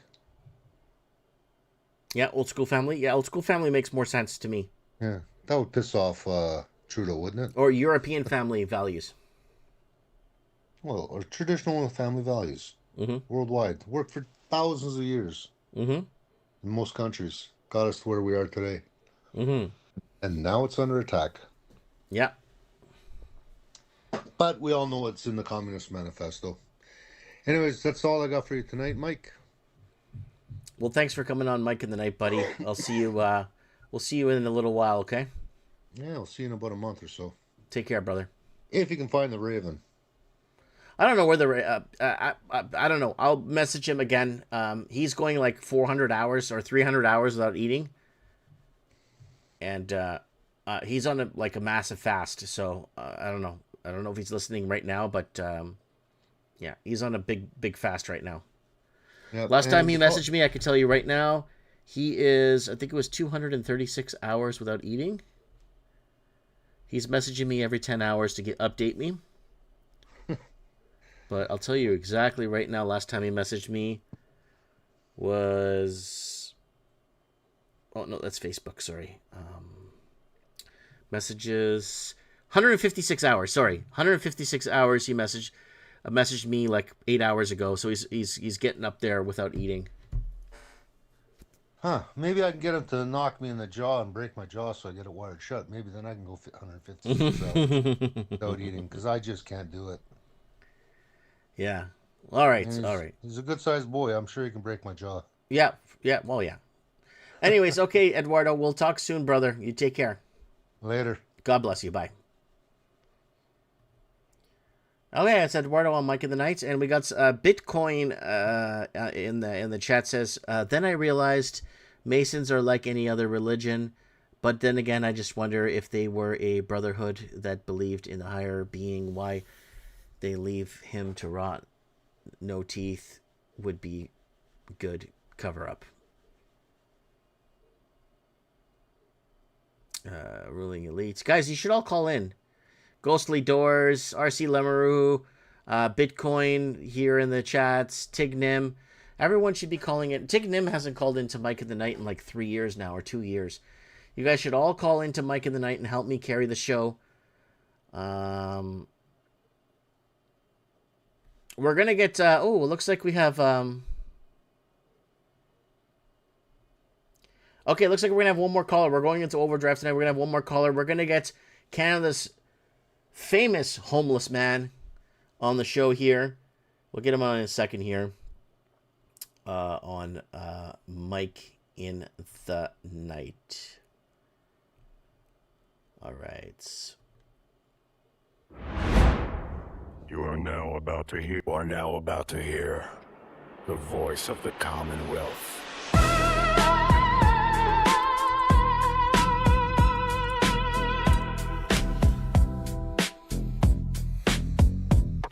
Straight out of Mirror, crazy podcaster named Mike Martin from the show called Mike in the Night.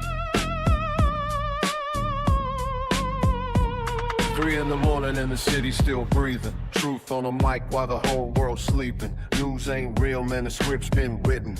Mic on the air and the signal ain't hidden. From the coastlines out to the prairie towns. People tuning in when the sun goes down. No suits, no scrim, just a mic in a fight. When the clock hits 3, it's Mike in the Night. They try to mute it, try to shut it tight, but the truth keeps running through the wires at night. Street level talk, no polished promotion, just the raw voice of the Commonwealth spoken. Mike in the Night, hear the broadcast roar, truth on the line like never before. 3 a.m. and the system's in sight, voice of the Commonwealth. Hold up. Hey guys, we got Canada's famous homeless man, Glenn. Hey, how's it going? Yeah, I'm an official hobo now, man. Well, it's good to hear from you, buddy, and you are our eyes on the ground there. Now, you are in the Surrey, British Columbia, which is the, New Delhi of Canada, or New India of Canada? No, I don't know where the part of Punjab is in India, but it used to be called Hyperball. Have you heard that city? It used to be the capital of the capital of India before Delhi. Oh, I don't know. A long time ago. I don't know, maybe 1,000 years ago. Let's say. So where are you at now? You're in. Are you homeless in Vancouver now, or are you back in? Yeah, it's safer to be homeless in Vancouver, in North Burnaby, than it is to be housed in Surrey and live next to a SkyTrain. Oh, you'll be chopped up to death in Surrey. Okay, so you're homeless in Vancouver now. Can you give us any? What are they doing with the FIFA bums? Because I know they're moving a lot of homeless people out of downtown Lower East Side, and they're moving them up to different towns, like my town and other cities. Are you noticing any cleanup? I've noticed that there's less people around where there would be. They're only concentrated in the Lower East Side now. It's like there used to be camps around. Mm-hmm. And I was hanging out in North Van with the guys. They live in campers, right? Mm-hmm. So they just changed the parking regulations so that it's 2-hour parking limit. It used to be maybe you'd have to move your camper twice a week, every 3 or 4, every 3 days it's supposed to move. Right. So the city, the bylaw, the local businesses, the local Karens, they'll call in on you, right? But it's the same person calling in again and again, and then they just park wherever they want, so they piss the bylaw off. So the bylaw doesn't like the Karens. Mm. But North Van, they changed the bylaws, so you're only allowed to park in all these areas around the Walmart, around Capilano, for 2 hours. So now these guys, they got to move their van 3 and 4 times a day if they want to park even if it's a 19-foot, because I'm looking at buying a camper for my family. And if it's under 19 to 20, if it's under 19 or 20 foot, you can park in a spot. They can't really bother you. You're talking about Class C RVs, like RVs, right? No, I'm just talking about the regulations in the city. Oh, it doesn't matter. It's just so even if it's a car, a motorcycle, whatever, it's 2 hours. Yeah. Okay, I get it. I get what you're saying now. Okay. Continue. But the truckers, the delivery drivers, the truckers, the overhaul, it's right by where the docks are. Mm-hmm. So there's lots of shipping to the Walmarts, to the malls, so the truckers have to wait, they have to change loads. Well, they have to park someplace, right? Well, now they don't, all these areas that are around all their loading bays and all of the ports, they can't park there. What? So it's affecting that's 2 hours. So if they go and they drive, 2-3 blocks out around the corner, go and park by the Walmart, get something to eat, and go to the community center, use the facilities, they got to go back to their truck and move it again because there's no parking. It's to get the campers, but it's also affecting the truckers, and it's also affecting all the other people. They And it's make because housing. So the Chinese come in, launder trillions of dollars through Vancouver. You're in Vancouver, everything's empty. You seeing all the empty towers there? Yeah, I've been doing videos about where I've been going around, and there's empty lots, there's empty houses. Everywhere. They put up the fence. Everywhere is empty. So, Everywhere is abandoned. All owned by Chinese nationals. Now, they made it impossible with the bidding wars and the artificial shortages for the locals to get into the real estate. So what do? They make it impossible for people to park on their own streets that they worked. This is really crazy because I know a guy that works at a Home Depot in Vancouver, and he lives in a tent. He can't afford to any form of rent. It's just too out of reach. So he lives in a tent and he works full time at Home Depot. He does overtime too. He does about 58 to 65 hours a week, and he can't afford to live. No, and it's as crazy as it is, he's probably better off. He's probably one of the smarter Joes out there because he's figured out, screw this $1,600, $2,800. Like, you have to couple up, or you have to get a roommate. You have to figure, like, I've been calling around to places.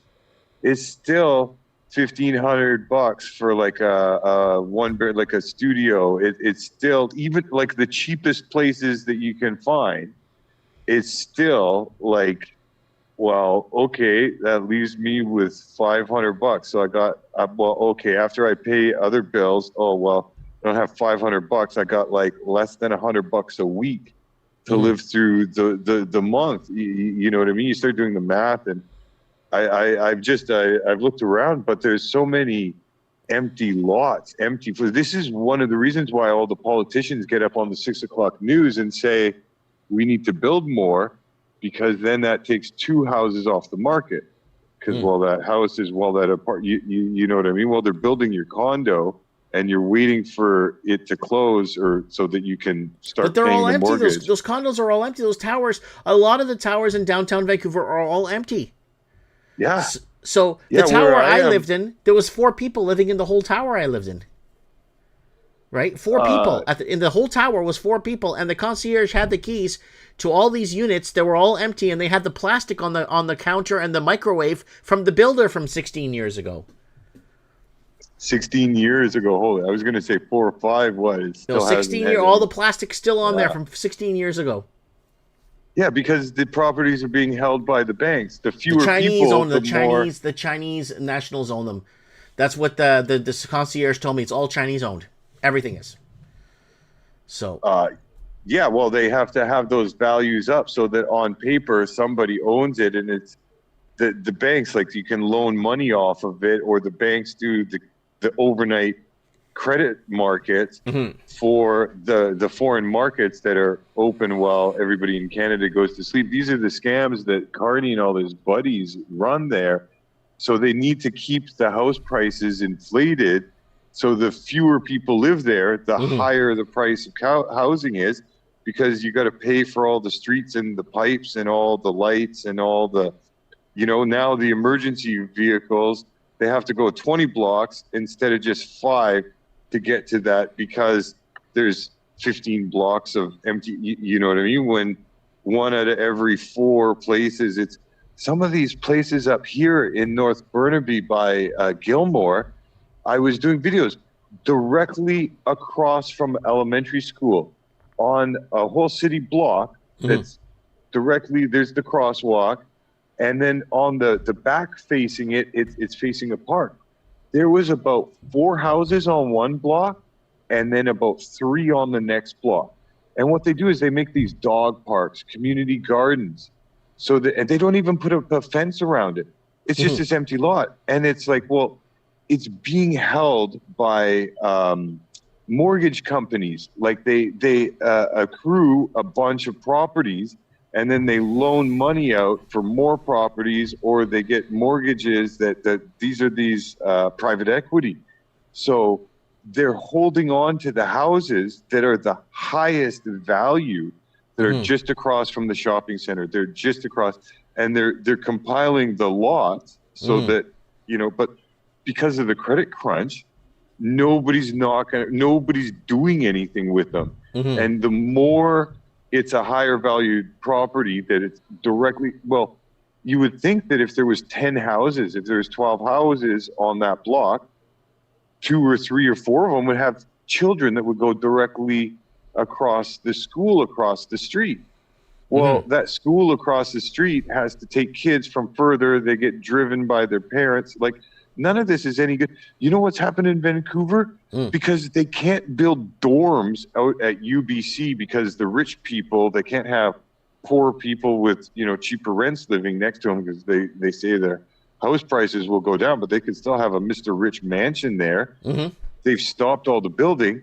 So they've gone and built this whole tram line that's going to take the train out to so the students can commute for an hour on public transit, an hour plus, to get to school when they could just build a dorm like across the street. Well, we can't have that. That's too simple because these house prices, it's too expensive to live in. The same as where I was doing videos earlier today on Broadway. It's too expensive. There's for lease signs everywhere. Yeah. If I was to stop and take a picture every block, I have to take 3 or 4 or 5 or more pictures. And it's like, well, I can't. So I just rode from, you know, one area, 5, 6, 7 blocks. And it's like, yeah, there's easily dozens, a few dozen, 20, 25 signs.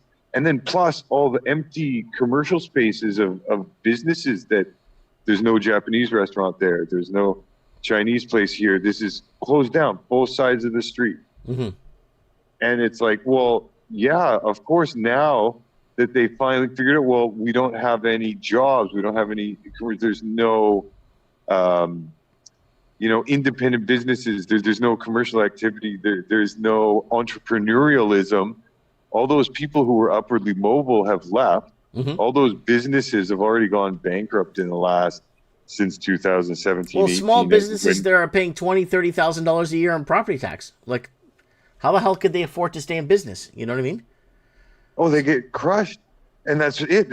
I just watched everybody just like parrots talk up. Oh, prices are going up. Prices are going up, and I'm like, you realize all you're doing is taking hard assets and devaluing your currency so that they can print this, and that nobody wanted to listen to me. Well, you guys would want to listen to me, but you know, around the dinner table, nobody wanted to hear about it. It's just, they're using those empty houses to back the bank's play on foreign markets, to back the Canadian dollar, which instead of resource expropriation, resource development, our currency backed by petroleum, oil, gas, raw materials, but the oil goes, petroleum, what was it? Coal, everything is owned by China and Canada already. Woo! Yeah. Woo! So, yeah, and Tecominco owns the minerals in Peru and Colombia, and China owns the minerals here in Canada. And you know, these are the transnationalists, the internationalists.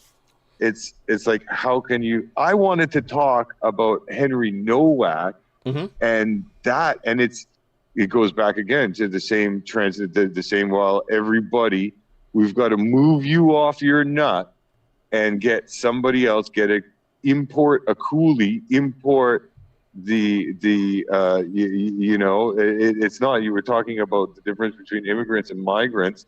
The people they're importing from Indo-Asia and Bangladesh and the Punjab, these people are all coolies. They're headhunters. They don't care. They're mercenaries. Mercenaries is what I mean to say more aptly. It's they don't care, but they'll take they can't succeed anywhere else where they would be upward mobile. They have to come here and get the handouts, and that's all that's left is either people fleeing criminal charges back from where they're already struck out there. I think Trump deported 250,000 Chinese that came in through the southern U.S. border. Chinese like bots or Chinese, I guess, mercenary, like you're saying, like headhunters that were coming through the southern Mexican border, and China was bringing them in directly into Mexican ports, like with Chinese government ships, were bringing them in directly into Mexico and giving them the instructions to go through into the United States and everything with maps and everything. Yeah. So Trump deported 250,000, 500,000, no, 250,000 of these guys already are gone. But other cultures are doing it through different ways. But that was one that was happening a lot, was coming in through Mexico into the southern United States. Also through Canada, I'm sure Vancouver. Canada's not closed off, though. Their name. Canada's not closed off. Canada, a Chinaman or an Indian could just get on the plane in their country and just come to Canada.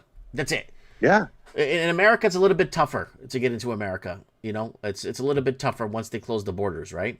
So, well, if they have the money, they can come into Canada on one passport, take that, burn it in a trash can, go to the letterbox, go to the immigration lawyer's office, pick up another passport, a forged document, another, but it's a legitimate document. It comes from, it was stamped properly at the office in Taipei or Singapore because they've been bribed over there on that side. And then so then they go and cross over to Seattle and they can do the same thing again and change. The temporary workers are becoming, this is why I say they don't have any idea of the numbers. And I think the numbers are actually way less. I think a lot of people have left. I think that, but the only ones that we're left with are the ones that can't go back because of criminal activity, or that they've run out of cousins' names to keep changing or keep borrowing their cousin who stayed in the old country, that they just mail the documents and they just go 2 more years. Okay, well, I'll just Canada, did you see Canada last week on the news? Canada's getting like 80, oh no, it's HB1 visas in America. Sorry, 94% of HB1 visas are all false coming in from India. They're all garbage. They're all false. Documents are all garbage. They're not legitimate. Did you hear about that? 80% or 90% of documents, HB1 visas from the United States, are all garbage from India. Like they're all they're lying on the applications is what it is. Oh, I can so believe it. And this is going, there is a word in Hindi. It sounds like that takaya, which is that Arabic word that says it's okay to lie to the infidel or the non-Muslims. It's a word. It sounds kind of like that. I think it has another silver.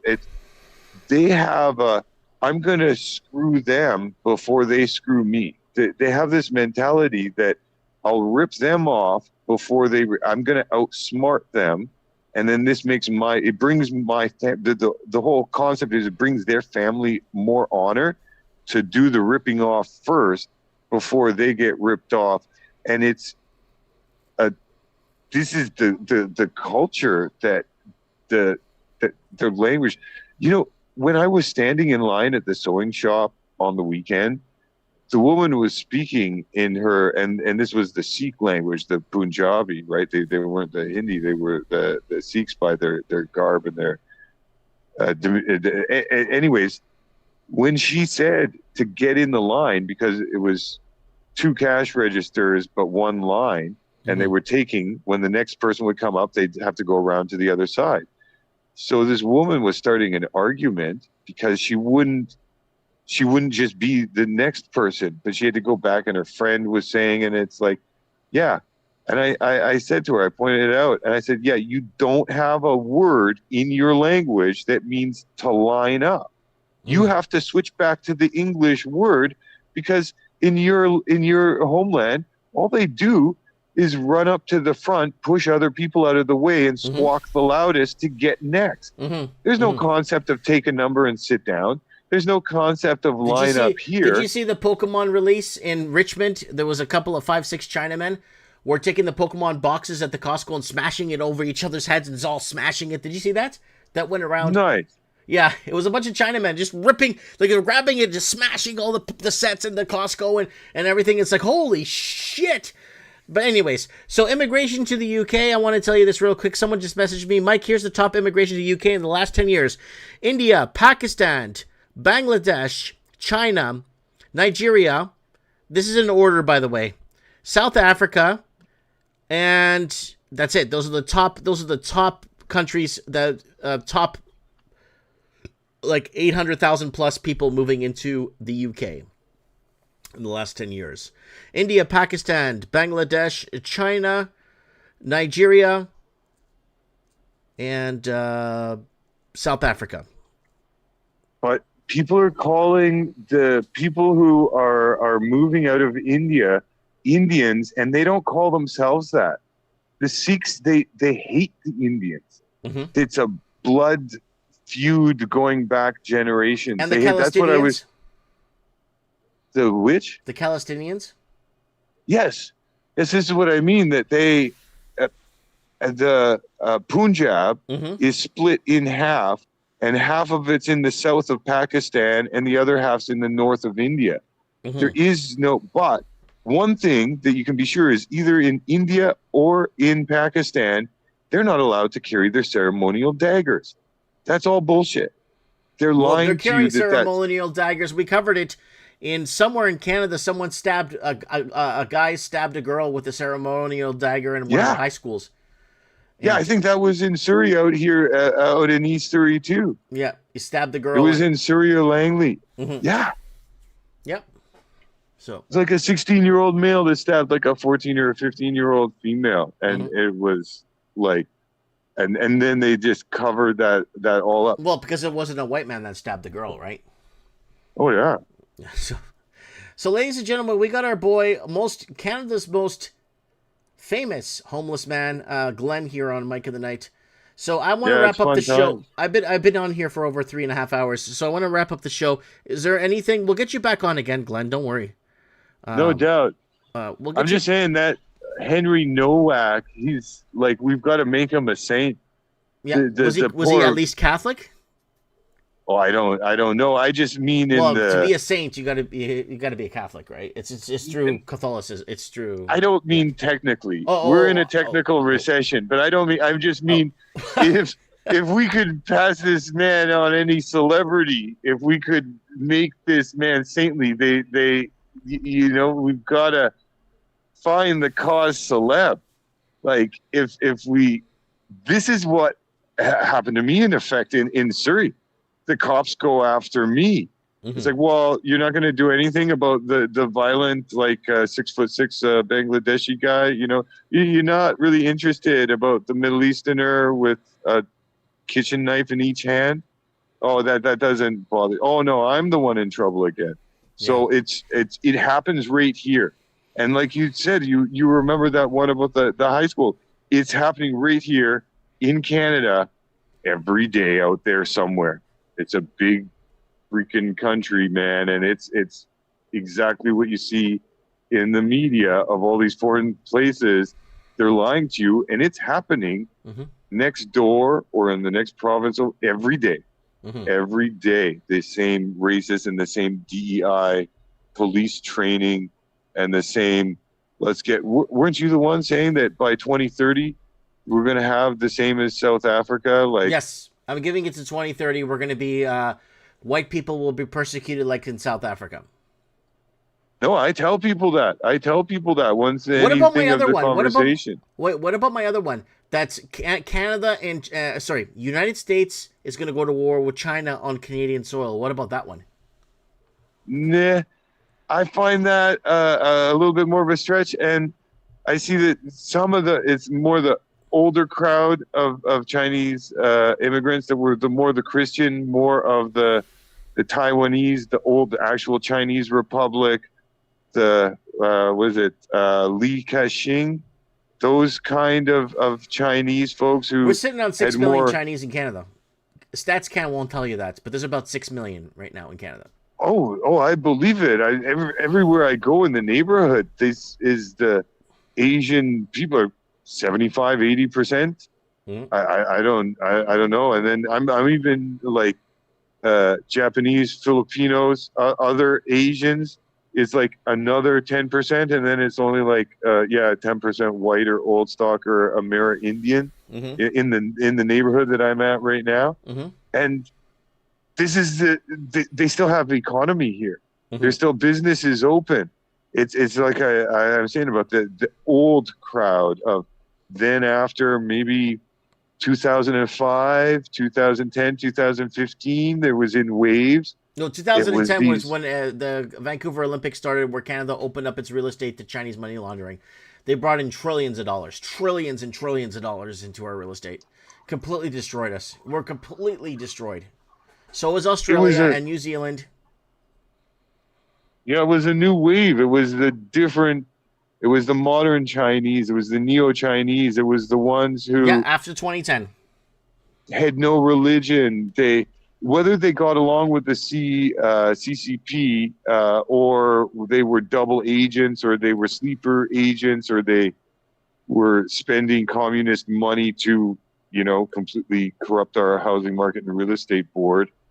Mm-hmm. There was this whole different, and the Chinese that had been here for 3 generations, they were like, and the Christian Chinese that they said, yeah, these new Chinese, they have all this money from somewhere and they have no business sense and they're not opening businesses, but they just have all this money. It's all being laundered through our real estate. That's all they do with it. They launder it through real estate. They don't even open businesses anymore. It's just laundered through real estate, and that's it. It just sits there and parks. I know there was one Chinaman. Chinaman's servant or worker or hand or right hand man told me that his boss owns 540 different real estate homes and condos in Canada. He's never been to Canada once, and the same guy owns 340 units in Australia, and he's never been to Australia in his life. Yeah, and those were the ones that they hold empty. Mm-hmm. That's what I was saying in my video, is that they have the book value. As long as it doesn't get assessed, it was worth $2.2 million right across the street from the school, but it's an empty lot now. Mm-hmm. And as long as it stays, as long as nobody assesses, as long as nobody puts it up for sale, it still keeps that book value. Mm-hmm. As long as it just stays there and lies fallow, it's just dormant. And then the house next to it, well, now the prices are going down and this, that. And so these kind of developers, they're the land sharks, they're the speculators, but these are the established speculators that go to golf with the city council or the real estate board. I understand. All right. Any final words? I want to really wrap this up. I got things to do before I go to bed tonight. Is there any final words, Glenn, Glenn, the most famous homeless man in Canada. What do you got for us? Final words. Everybody, just walk out of your properties and let's go tent at City Hall. Mm-hmm. There's lots of people. You're saying the guy from Home Depot, you're not on drugs and stuff. So it's there is a way to do it. There is a way to do it in town, but everybody just gets depressed and they get on the fence. And then next thing you know, they're corpses stalacti, so that we have something to prove that Mike was right 15 years ago, right? You know what I mean? Sure. I get what you mean, brother. Yeah, but I don't want to be right. It's tough. I don't want to be right about this shit, but... No, anyway. I see it on the internet. These people are freaking out. Oh, my God, I'm going to be homeless and stuff. It's like, dude, it's like anywhere you go out here on the West Coast, if you know how to camp, you can just, walk off the trail on a dog trail and find yourself a good camping zone, 30, 45 minutes of just walking in the forest or dog trails anywhere in town. Anyways, it's not that, I don't know. It's not that bad. We got to stick together. Or we'll all hang separately. Okay, we do. As they say. It's going to get bad. It's going to get bad for this whole FIFA thing, though. I'm trying to get out of town. Can you make some videos for us for Mike in the Night and report on the FIFA bums? Or, well, not even FIFA bums. What's happening with FIFA in general? Can you just maybe kind of see what's going on and if there's any discrepancies or bullshit you see? Maybe when they fence things off so people can coordinated zones like they did during the Olympics, where they had fenced off coordinated zones in Vancouver where tourists couldn't walk to because it was all closed off. I seen some of that today. Yeah, I seen some of that. Yeah, they closed down all parking areas, bus stops, parts of roads. Yeah, all around the P&E area here. It's already starting. Right.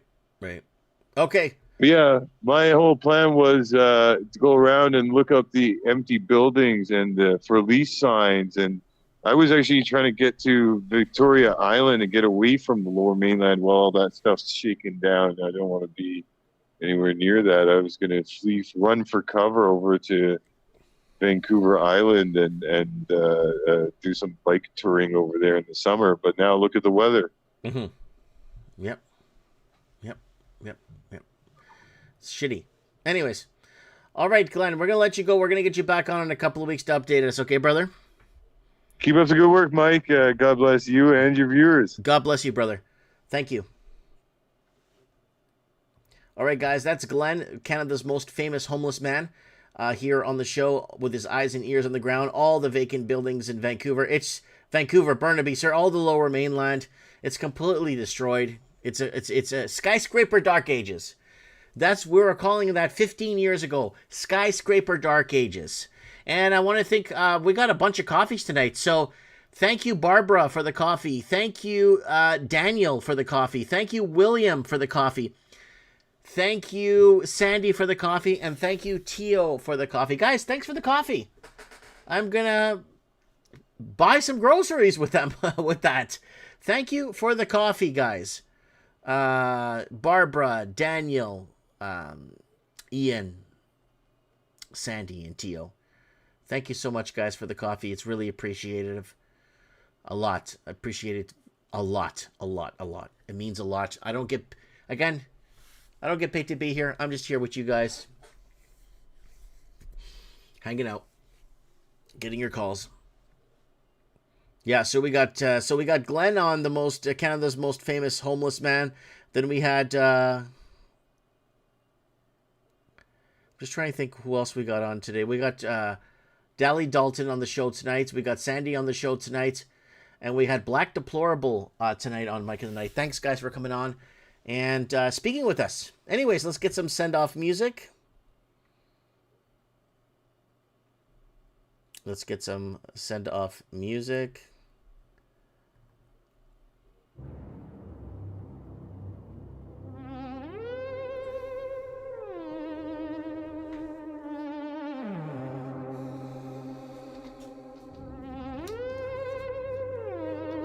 Transmission intercepted.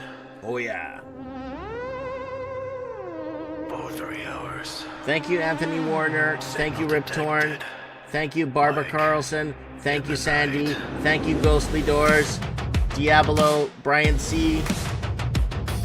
Tignim. Revelator. 3 a.m. Screen still glows. Satellites watching below. Red lights blinking on every street. Truth buried 6 feet deep. Paper signed in quiet rooms. Deals made under crescent moons. Digital chains you never see. There's something in you wants to break free. They say it's safe. They say it's fine. But why's that camera watching mine? Clock hits free. The veil gets there. You feel the static on your skin.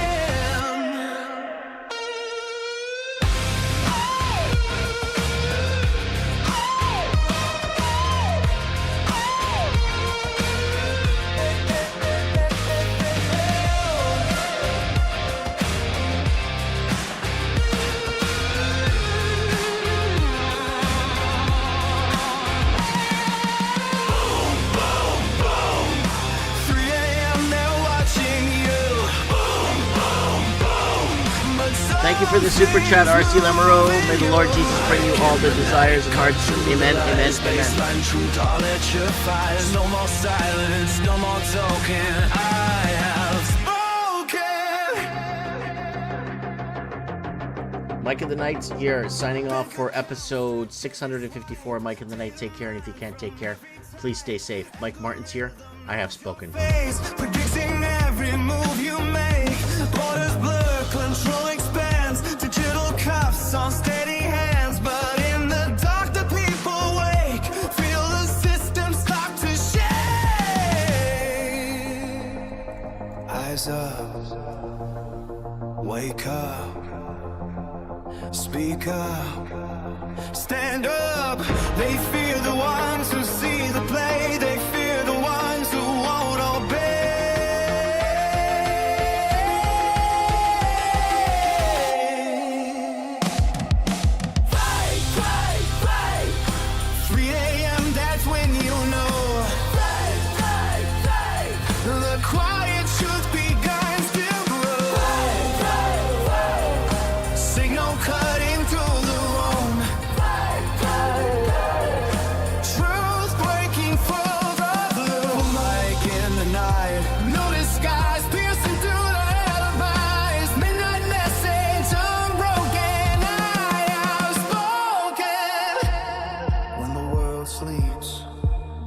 real talk starts when the lights dim.